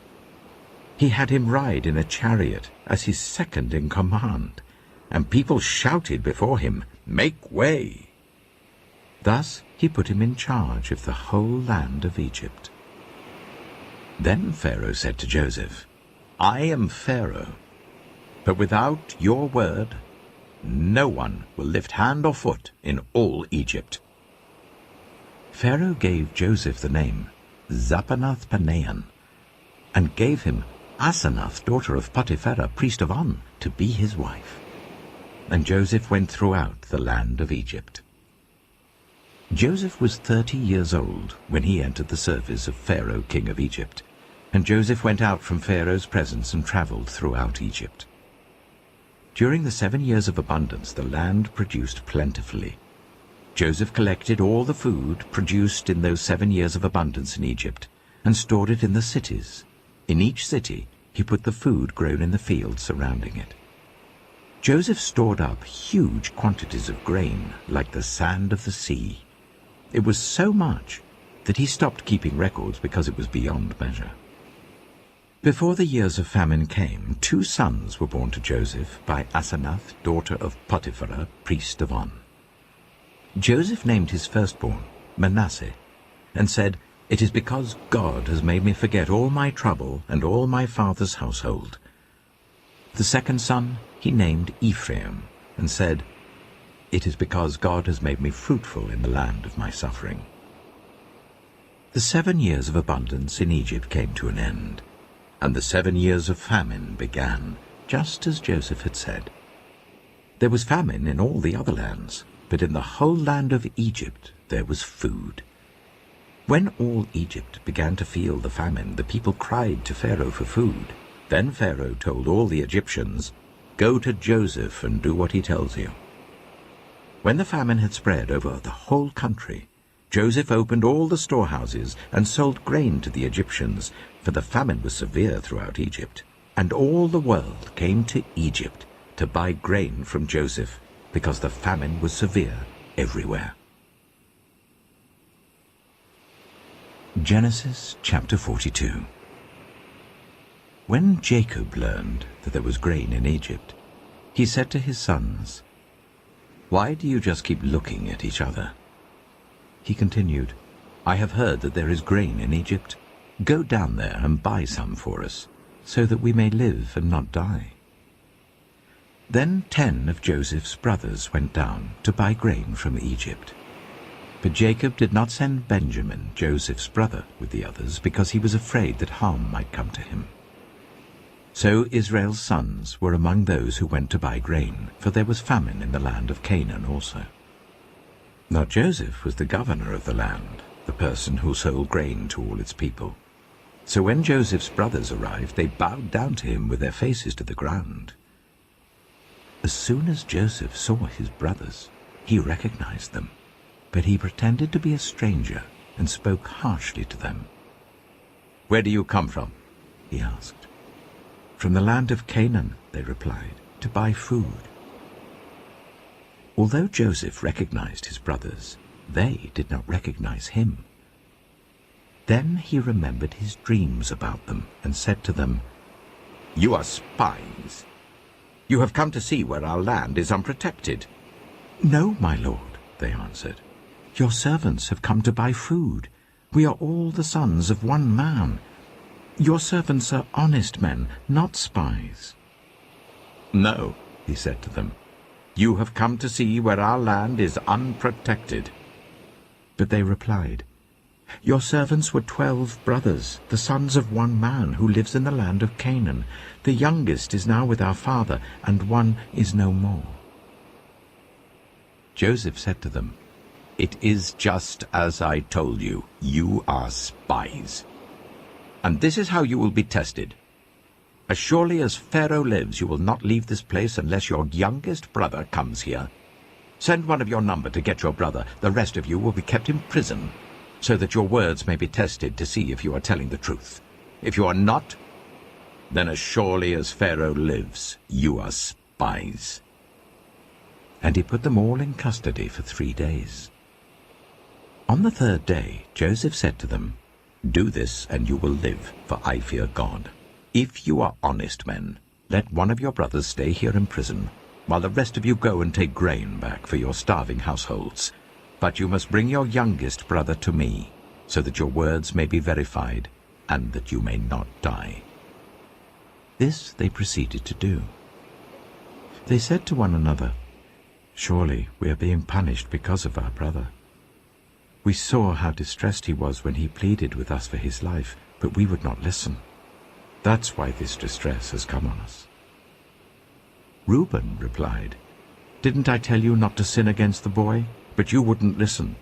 Now we must give an accounting for his blood." They did not realize that Joseph could understand them, since he was using an interpreter. He turned away from them and began to weep, but then came back and spoke to them again. He had Simeon taken from them and bound before their eyes. Joseph gave orders to fill their bags with grain, to put each man's silver back in his sack, and to give them provisions for their journey. After this was done for them, they loaded their grain on their donkeys and left. At the place where they stopped for the night, one of them opened his sack to get feed for his donkey, and he saw his silver in the mouth of his sack. "My silver has been returned," he said to his brothers. "Here it is in my sack." Their hearts sank, and they turned to each other trembling and said, "What is this that God has done to us?" When they came to their father Jacob in the land of Canaan, they told him all that had happened to them. They said, "The man who is lord over the land spoke harshly to us and treated us as though we were spying on the land. But we said to him, 'We are honest men, we're not spies. We were 12 brothers, sons of one father. One is no more, and the youngest is now with our father in Canaan.' Then the man who is lord over the land said to us, 'This is how I will know whether you are honest men. Leave one of your brothers here with me, and take food for your starving households, and go. But bring your youngest brother to me, so I will know that you are not spies, but honest men. Then I will give your brother back to you, and you can trade in the land.' As they were emptying their sacks, there in each man's sack was his pouch of silver. When they and their father saw the money pouches, they were frightened. Their father Jacob said to them, 'You have deprived me of my children. Joseph is no more, and Simeon is no more. And now you want to take Benjamin? Everything is against me.' Then Reuben said to his father, 'You may put both of my sons to death if I do not bring him back to you. Entrust him to my care, and I will bring him back.' But Jacob said, 'My son will not go down there with you. His brother is dead, and he is the only one left. If harm comes to him on the journey you are taking, you will bring my grey head down to the grave in sorrow.'" Genesis chapter 43. Now the famine was still severe in the land. So when they had eaten all the grain they had brought from Egypt, their father said to them, "Go back and buy us a little more food." But Judah said to him, "The man warned us solemnly, 'You will not see my face again unless your brother is with you.' If you will send our brother along with us, we will go down and buy food for you. But if you will not send him, we will not go down, because the man said to us, 'You will not see my face again unless your brother is with you.'" Israel asked, "Why did you bring this trouble on me by telling the man you had another brother?" They replied, The man questioned us closely about ourselves and our family. "Is your father still living?" he asked us. "Do you have another brother?" We simply answered his questions. How were we to know he would say, "Bring your brother down here"? Then Judah said to Israel his father, "Send the boy along with me, and we will go at once, so that we and you and our children may live and not die. I myself will guarantee his safety. You can hold me personally responsible for him. If I do not bring him back to you and set him here before you, I will bear the blame before you all my life. As it is, if we had not delayed, we could have gone and returned twice." Then their father Israel said to them, "If it must be, then do this. Put some of the best products of the land in your bags and take them down to the man as a gift. A little balm and a little honey, some spices and myrrh, some pistachio nuts and almonds.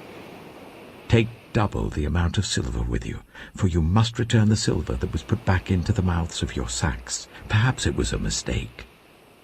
Take your brother also, and go back to the man at once. And may God Almighty grant you mercy before the man, so that he will let your other brother and Benjamin come back with you. As for me, if I am bereaved, I am bereaved." So the men took the gifts and doubled the amount of silver, and Benjamin also. They hurried down to Egypt and presented themselves to Joseph. When Joseph saw Benjamin with them, he said to the steward of his house, "Take these men to my house, slaughter an animal and prepare a meal. They are to eat with me at noon." The man did as Joseph told him and took the men to Joseph's house. Now the men were frightened when they were taken to his house. They thought, "We were brought here because of the silver that was put back into our sacks the first time. He wants to attack us and overpower us and seize us as slaves and take our donkeys." So they went up to Joseph's steward and spoke to him at the entrance to the house. "We beg your pardon, our lord," they said. "We came down here the first time to buy food, but at the place where we stopped for the night we opened our sacks and each of us found his silver, the exact weight, in the mouth of his sack. So we have brought it back with us. We have also brought additional silver with us to buy food. We don't know who put our silver in our sacks." "It's all right," he said. "Don't be afraid. Your God, the God of your father, has given you treasure in your sacks. I received your silver." Then he brought Simeon out to them. The steward took the men into Joseph's house, gave them water to wash their feet, and provided fodder for their donkeys. They prepared their gifts for Joseph's arrival at noon, because they had heard that they were to eat there. When Joseph came home, they presented to him the gifts they had brought into the house, and they bowed down before him to the ground.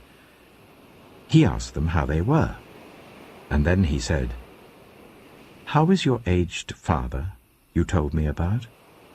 Is he still living?" They replied, "Your servant our father is still alive and well," and they bowed down, prostrating themselves before him.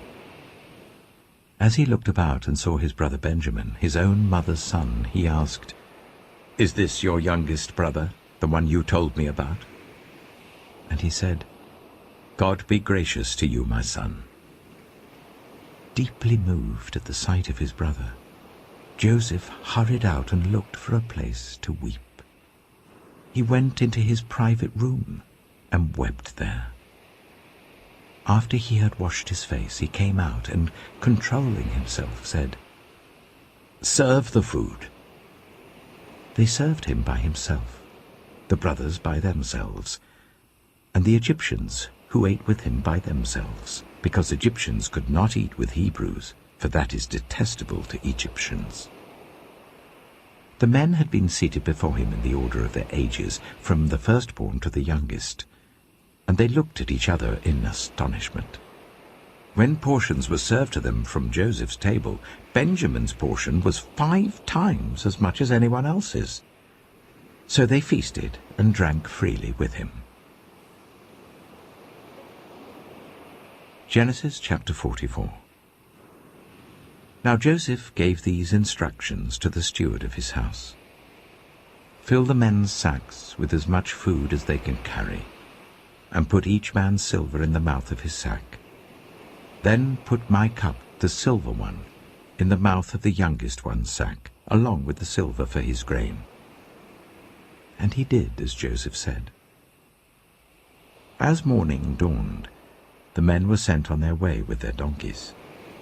They had not gone far from the city when Joseph said to his steward, "Go after those men at once, and when you catch up with them, say to them, 'Why have you repaid good with evil? Isn't this the cup my master drinks from, and also uses for divination? This is a wicked thing you have done.'" When he caught up with them, he repeated these words to them. But they said to him, "Why does my lord say such things? Far be it from your servants to do anything like that. We even brought back to you from the land of Canaan the silver we found inside the mouths of our sacks. So why would we steal silver or gold from your master's house? If any of your servants is found to have it, he will die, and the rest of us will become my lord's slaves."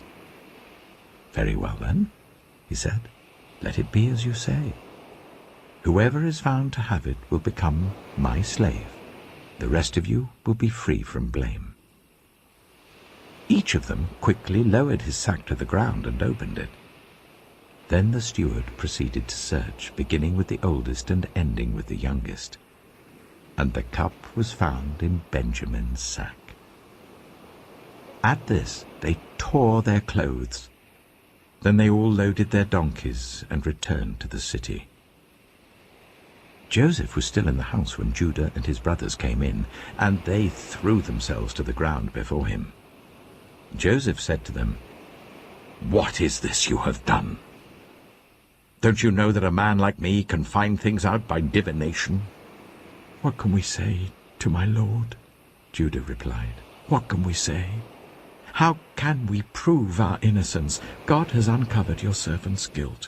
We are now my lord's slaves, we ourselves and the one who was found to have the cup." But Joseph said, "Far be it from me to do such a thing. Only the man who was found to have the cup will become my slave. The rest of you, go back to your father in peace." Then Judah went up to him and said, "Pardon your servant, my lord. Let me speak a word to my lord. Do not be angry with your servant, though you are equal to Pharaoh himself. My lord asked his servants, 'Do you have a father or a brother?' And we answered, 'We have an aged father, and there is a young son born to him in his old age. His brother is dead, and he is the only one of his mother's sons left, and his father loves him.' Then you said to your servants, 'Bring him down to me so I can see him for myself.' And we said to my lord, 'The boy cannot leave his father. If he leaves him, his father will die.' But you told your servants, 'Unless your youngest brother comes down with you, you will not see my face again.' When we went back to your servant, my father, we told him what my lord had said. Then our father said, 'Go back and buy a little more food.' But we said, 'We cannot go down. Only if our youngest brother is with us will we go. We cannot see the man's face unless our youngest brother is with us.' Your servant, my father, said to us, 'You know that my wife bore me 2 sons. One of them went away from me, and I said, "He has surely been torn to pieces," and I have not seen him since. If you take this one from me too, and harm comes to him, you will bring my grey head down to the grave in misery. So now, if the boy is not with us, when I go back to your servant my father, and if my father, whose life is closely bound up with the boy's life, sees that the boy isn't there, he will die. Your servants will bring the grey head of our father down to the grave in sorrow. Your servant guaranteed the boy's safety to my father. I said, if I do not bring him back to you, I will bear the blame before you, my father, all my life. Now then, please let your servant remain here as my lord's slave in place of the boy, and let the boy return with his brothers. How can I go back to my father if the boy is not with me? No, Do not let me see the misery that would come on my father.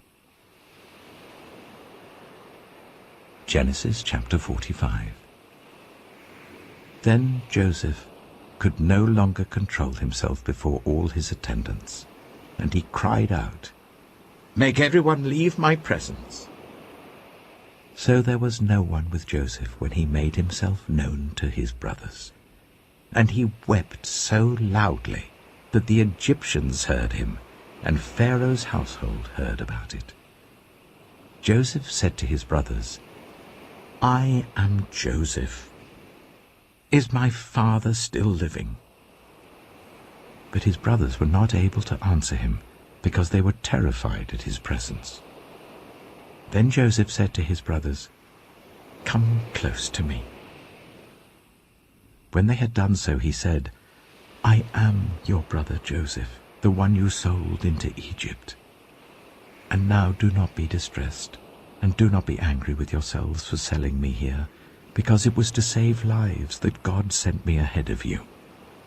For 2 years now there has been famine in the land, and for the next 5 years there will be no plowing and reaping. But God sent me ahead of you, to preserve for you a remnant on earth, and to save your lives by a great deliverance. So then it was not you who sent me here, but God. He made me father to Pharaoh, lord of his entire household and ruler of all Egypt. Now hurry back to my father, and say to him, 'This is what your son Joseph says. God has made me lord of all Egypt. Come down to me. Don't delay. You shall live in the region of Goshen and be near me, you, your children and grandchildren, your flocks and herds, and all you have. I will provide for you there, because 5 years of famine are still to come. Otherwise, you and your household and all who belong to you will become destitute. You can see for yourselves, and so can my brother Benjamin, that it is really I who am speaking to you. Tell my father about all the honor accorded me in Egypt, and about everything you have seen, and bring my father down here quickly." Then he threw his arms around his brother Benjamin and wept, and Benjamin embraced him, weeping, and he kissed all his brothers and wept over them. Afterwards his brothers talked with him. When the news reached Pharaoh's palace that Joseph's brothers had come, Pharaoh and all his officials were pleased. Pharaoh said to Joseph, "Tell your brothers, do this, load your animals and return to the land of Canaan, and bring your father and your families back to me. I will give you the best of the land of Egypt, and you can enjoy the fat of the land." You are also instructed to tell them, "Do this. Take some carts from Egypt for your children and your wives, and get your father and come. Never mind about your belongings, because the best of all Egypt will be yours." So the sons of Israel did this. Joseph gave them carts, as Pharaoh had commanded, and he also gave them provisions for their journey. To each of them he gave new clothing, but to Benjamin he gave 300 shekels of silver and 5 sets of clothes. And this is what he sent to his father: 10 donkeys loaded with the best things of Egypt, and 10 female donkeys loaded with grain and bread and other provisions for his journey. Then he sent his brothers away, and as they were leaving he said to them, "Don't quarrel on the way." So they went up out of Egypt and came to their father Jacob in the land of Canaan. They told him, "Joseph is still alive. In fact, he is ruler of all Egypt." Jacob was stunned. He did not believe them. But when they told him everything Joseph had said to them, and when he saw the carts Joseph had sent to carry him back, the spirit of their father Jacob revived. And Israel said, "I'm convinced. My son Joseph is still alive. I will go and see him before I die." Genesis chapter 46. So Israel set out with all that was his, and when he reached Beersheba, he offered sacrifices to the God of his father Isaac.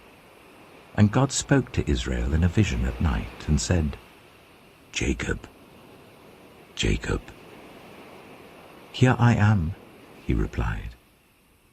"I am God, the God of your father," he said. "Do not be afraid to go down to Egypt, for I will make you into a great nation there. I will go down to Egypt with you, and I will surely bring you back again, and Joseph's own hand will close your eyes." Then Jacob left Beersheba, and Israel's sons took their father Jacob and their children and their wives in the carts that Pharaoh had sent to transport him. So Jacob and all his offspring went to Egypt, taking with them their livestock and the possessions they had acquired in Canaan. Jacob brought with him to Egypt his sons and grandsons and his daughters and granddaughters, all his offspring. These are the names of the sons of Israel, Jacob and his descendants who went to Egypt. Reuben, the firstborn of Jacob. The sons of Reuben, Hanok, Palu, Hezron, and Carmi. The sons of Simeon, Jemuel, Jamin, Ohad, Jachin, Zohar, and Sheul, the son of a Canaanite woman. The sons of Levi, Gershon, Kohath, and Merari. The sons of Judah, Onan, Shelah, Perez, and Zerah. But and Onan had died in the land of Canaan. The sons of Perez, Hezron and Hamel. The sons of Issachar, Tola, Puah, Jeshub, and Shimron. The sons of Zebulun, Sered, Elon, and Jahilel. These were the sons Leah bore to Jacob in Paddan Aram, besides his daughter Dinah. These sons and daughters of his were 33 in all. The sons of Gad, Zephon, Haggai, Shunai, Esbon, Eri, Erodai, and Arilai. The sons of Asher, Imnah, Ishva, Ishvi, and Beriah. Their sister was Sirah. The sons of Beriah, Heber and Malchiel. These were the children born to Jacob by Zilpah, whom Laban had given to his daughter Leah, 16 in all. The sons of Jacob's wife Rachel, Joseph and Benjamin. In Egypt, Manasseh and Ephraim were born to Joseph by Asenath, daughter of Potiphera, priest of On. The sons of Benjamin, Bela, Becher, Ashbel, Jirah, Naaman, Ehi, Rosh, Muppim, Huppim, and Ard. These were the sons of Rachel who were born to Jacob, 14 in all. The son of Dan, Hushim. The sons of Naphtali, Jaziel, Gunai, Jezer, and Shillem. These were the sons born to Jacob by Bilhah, whom Laban had given to his daughter Rachel, 7 in all. All those who went to Egypt with Jacob, those who were his direct descendants, not counting his sons' wives, numbered 66 persons. With the 2 sons who had been born to Joseph in Egypt, the members of Jacob's family, which went to Egypt, were 70 in all. Now Jacob sent Judah ahead of him to Joseph to get directions to Goshen. When they arrived in the region of Goshen, Joseph had his chariot made ready and went to Goshen to meet his father Israel. As soon as Joseph appeared before him, he threw his arms around his father and wept for a long time. Israel said to Joseph, "Now I'm ready to die, since I have seen for myself that you are still alive." Then Joseph said to his brothers and to his father's household, "I will go up and speak to Pharaoh, and will say to him, 'My brothers and my father's household, who are living in the land of Canaan, have come to me. The men are shepherds, they tend livestock, and they have brought along their flocks and herds and everything they own.' When Pharaoh calls you in and asks, 'What is your occupation?' you should answer, 'Your servants have tended livestock from our boyhood on, just as our fathers did.' Then you will be allowed to settle in the region of Goshen, for all shepherds are detestable to the Egyptians." Genesis chapter 47. Joseph went and told Pharaoh, "My father and brothers, with their flocks and herds and everything they own, have come from the land of Canaan and are now in Goshen." He chose 5 of his brothers and presented them before Pharaoh. Pharaoh asked the brothers, "What is your occupation?" "Your servants are shepherds," they replied to Pharaoh, "just as our fathers were." They also said to him, "We have come to live here for a while because the famine is severe in Canaan, and your servants' flocks have no pasture. So now please let your servants settle in Goshen." Pharaoh said to Joseph, "Your father and your brothers have come to you, and the land of Egypt is before you. Settle your father and your brothers in the best part of the land. Let them live in Goshen, and if you know of any among them with special ability, put them in charge of my own livestock." Then Joseph brought his father Jacob in and presented him before Pharaoh. After Jacob blessed Pharaoh, Pharaoh asked him, "How old are you?" And Jacob said to Pharaoh, "The years of my pilgrimage are 130. My years have been few and difficult, and they do not equal the years of the pilgrimage of my fathers." Then Jacob blessed Pharaoh and went out from his presence. So Joseph settled his father and his brothers in Egypt and gave them property in the best part of the land, the district of Ramesses, as Pharaoh directed. Joseph also provided his father and his brothers and all his father's household with food according to the number of their children. There was no food, however, in the whole region because the famine was severe. Both Egypt and Canaan wasted away because of the famine. Joseph collected all the money that was to be found in Egypt and Canaan in payment for the grain that they were buying, and he brought it to Pharaoh's palace. When the money of the people of Egypt and Canaan was gone, all Egypt came to Joseph and said, "Give us food. Why should we die before your eyes? Our money is all gone." "Then bring your livestock," said Joseph. "I will sell you food in exchange for your livestock, since your money is gone." So they brought their livestock to Joseph, and he gave them food in exchange for their horses, their sheep and goats, their cattle and donkeys.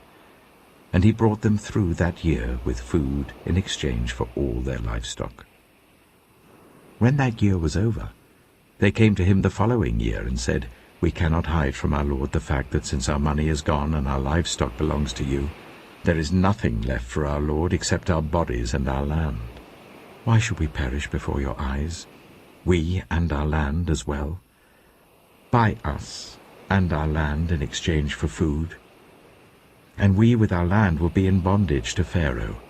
Give us seed so that we may live and not die, and that the land may not become desolate." So Joseph bought all the land in Egypt for Pharaoh. The Egyptians, one and all, sold their fields because the famine was too severe for them. The land became Pharaoh's, and Joseph reduced the people to servitude from one end of Egypt to the other. However, he did not buy the land of the priests, because they received a fixed allowance from Pharaoh, and had food enough from the allowance Pharaoh gave them. That is why they did not sell their land. Joseph said to the people, "Now that I have bought you and your land today for Pharaoh, here is seed for you so you can plant the ground. But when the crop comes in, give 1/5 of it to Pharaoh. The other 4/5 you may keep as seed for the fields and as food for yourselves and your households and your children." "You have saved our lives," they said. "May we find favor in the eyes of our Lord. We will be in bondage to Pharaoh." So Joseph established it as a law concerning land in Egypt, still in force today, that 1/5 of the produce belongs to Pharaoh. It was only the land of the priests that did not become Pharaoh's. Now the Israelites settled in Egypt in the region of Goshen. They acquired property there and were fruitful and increased greatly in number. Jacob lived in Egypt 17 years, and the years of his life were 147. When the time drew near for Israel to die, he called for his son Joseph and said to him, "If I have found favor in your eyes, put your hand under my thigh and promise that you will show me kindness and faithfulness. Do not bury me in Egypt, but when I rest with my fathers, carry me out of Egypt and bury me where they are buried." "I will do as you say," he said. "Swear to me," he said. Then Joseph swore to him, and Israel worshipped as he leaned on the top of his staff. Genesis chapter 48. Some time later Joseph was told, "Your father is ill." So he took his 2 sons, Manasseh and Ephraim, along with him. When Jacob was told, "Your son Joseph has come to you," Israel rallied his strength and sat up on the bed. Jacob said to Joseph, "God Almighty appeared to me at Luz in the land of Canaan, and there he blessed me and said to me, 'I am going to make you fruitful and increase your numbers. I will make you a community of peoples, and I will give this land as an everlasting possession to your descendants after you.' Now then, your 2 sons born to you in Egypt before I came to you here will be reckoned as mine. Ephraim and Manasseh will be mine, just as Reuben and Simeon are mine. Any children born to you after them will be yours. In the territory they inherit, they will be reckoned under the names of their brothers.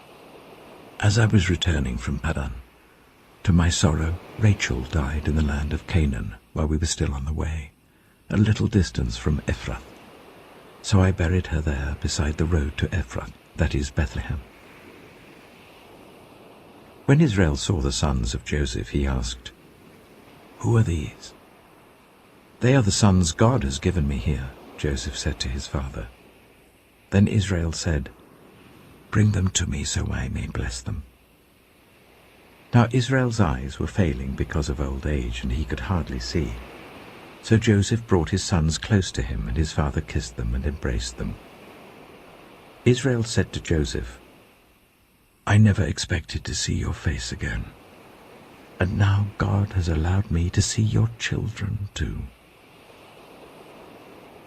Then Joseph removed them from Israel's knees and bowed down with his face to the ground.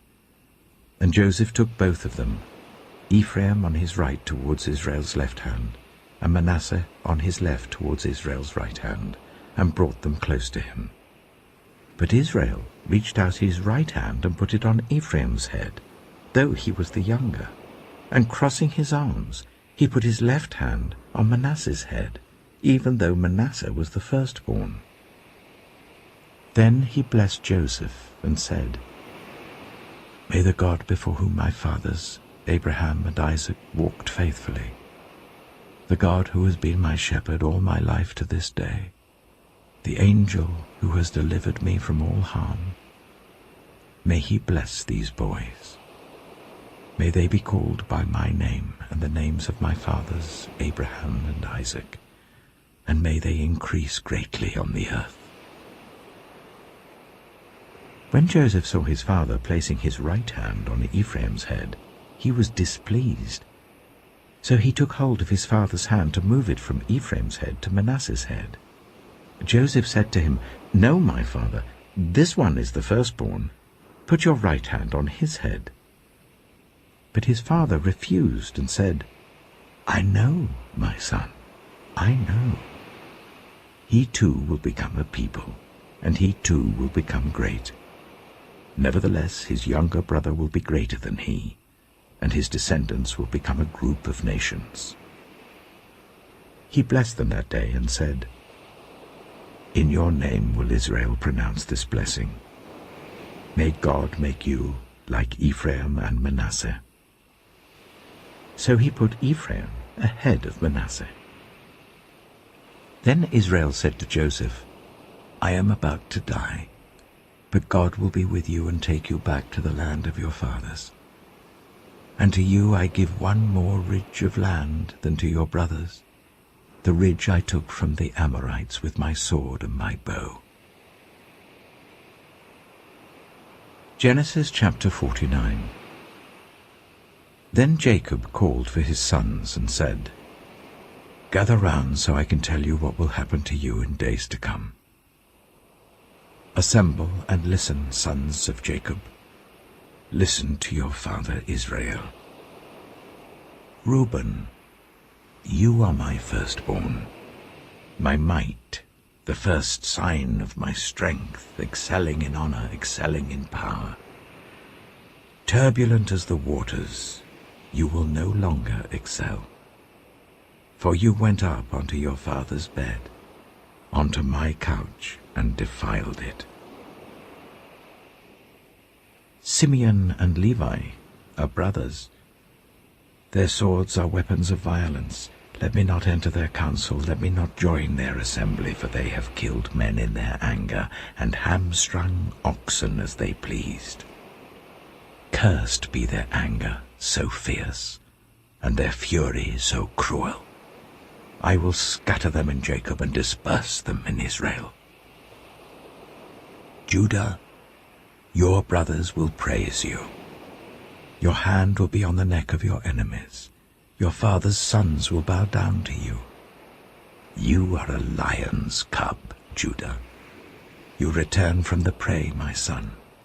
Like a lion he crouches and lies down like a lioness. Who dares to rouse him? The scepter will not depart from Judah, nor the ruler's staff from between his feet, until he to whom it belongs shall come, and the obedience of the nations shall be his. He will tether his donkey to a vine, his colt to the choicest branch.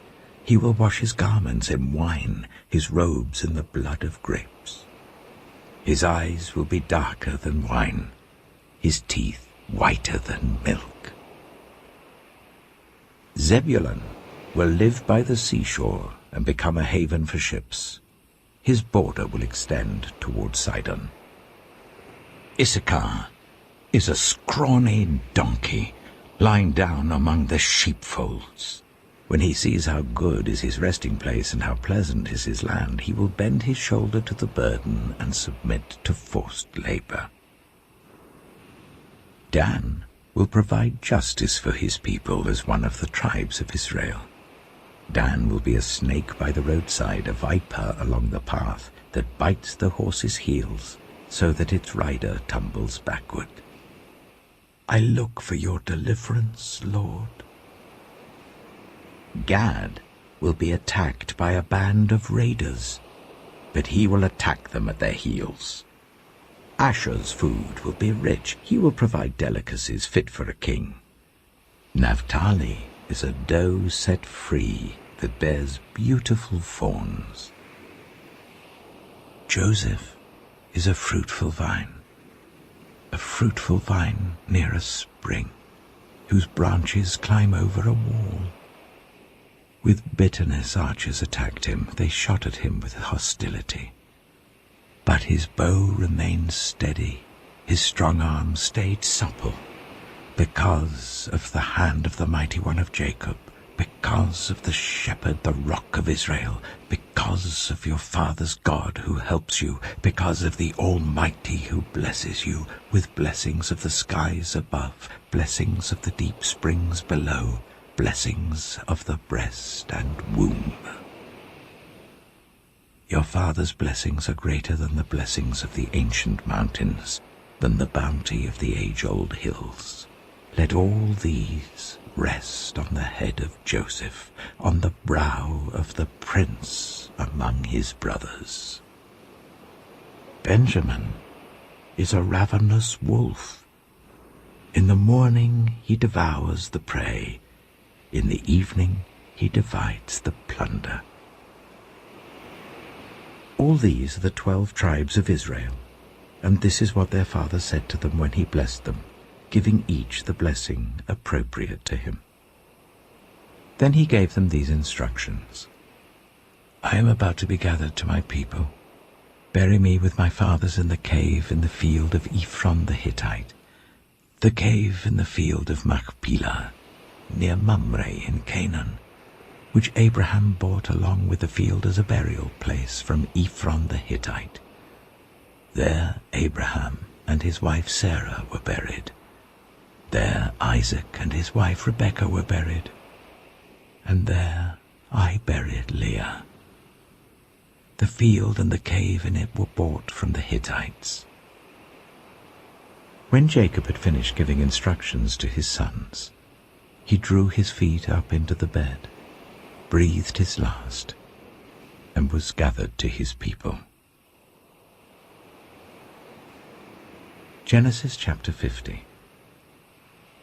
Joseph threw himself on his father and wept over him and kissed him.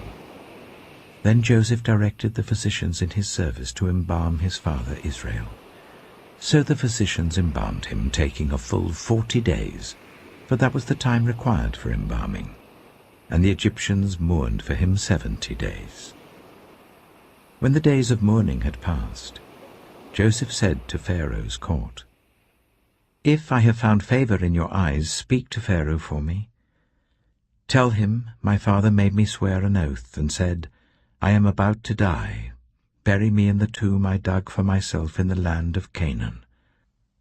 Now let me go up and bury my father. Then I will return." Pharaoh said, "Go up and bury your father, as he made you swear to do." So Joseph went up to bury his father. All Pharaoh's officials accompanied him, the dignitaries of his court and all the dignitaries of Egypt, besides all members of Joseph's household and his brothers and those belonging to his father's household. Only their children and their flocks and herds were left in Goshen. Chariots and horsemen also went up with him. It was a very large company. When they reached the threshing floor of Atad, near the Jordan, they lamented loudly and bitterly, and there Joseph observed a 7-day period of mourning for his father. When the Canaanites who lived there saw the mourning at the threshing floor of Atad, they said, "The Egyptians are holding a solemn ceremony of mourning." That is why that place near the Jordan is called Abel Mizraim. So Jacob's sons did as he had commanded them. They carried him to the land of Canaan and buried him in the cave of the field of Machpelah near Mamre, which Abraham had bought along with the field as a burial place from Ephron the Hittite.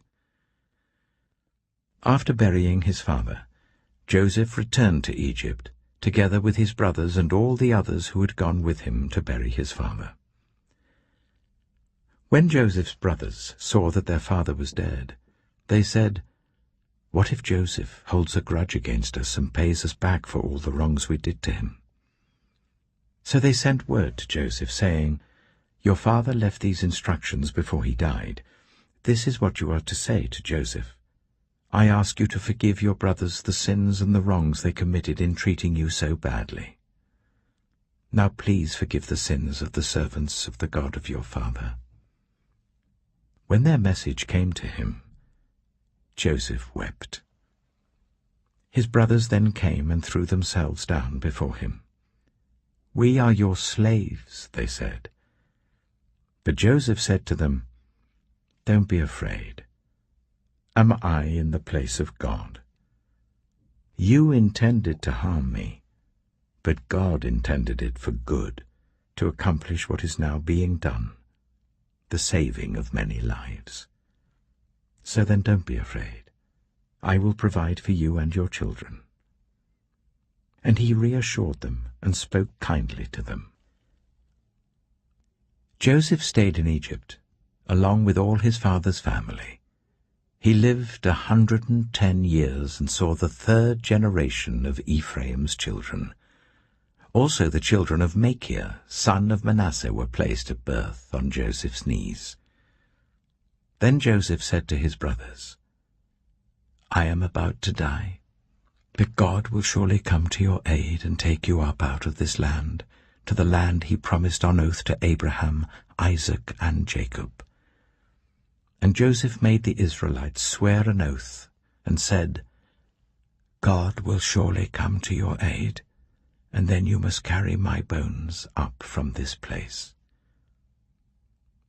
So Joseph died at the age of 110, and after they embalmed him, he was placed in a coffin in Egypt.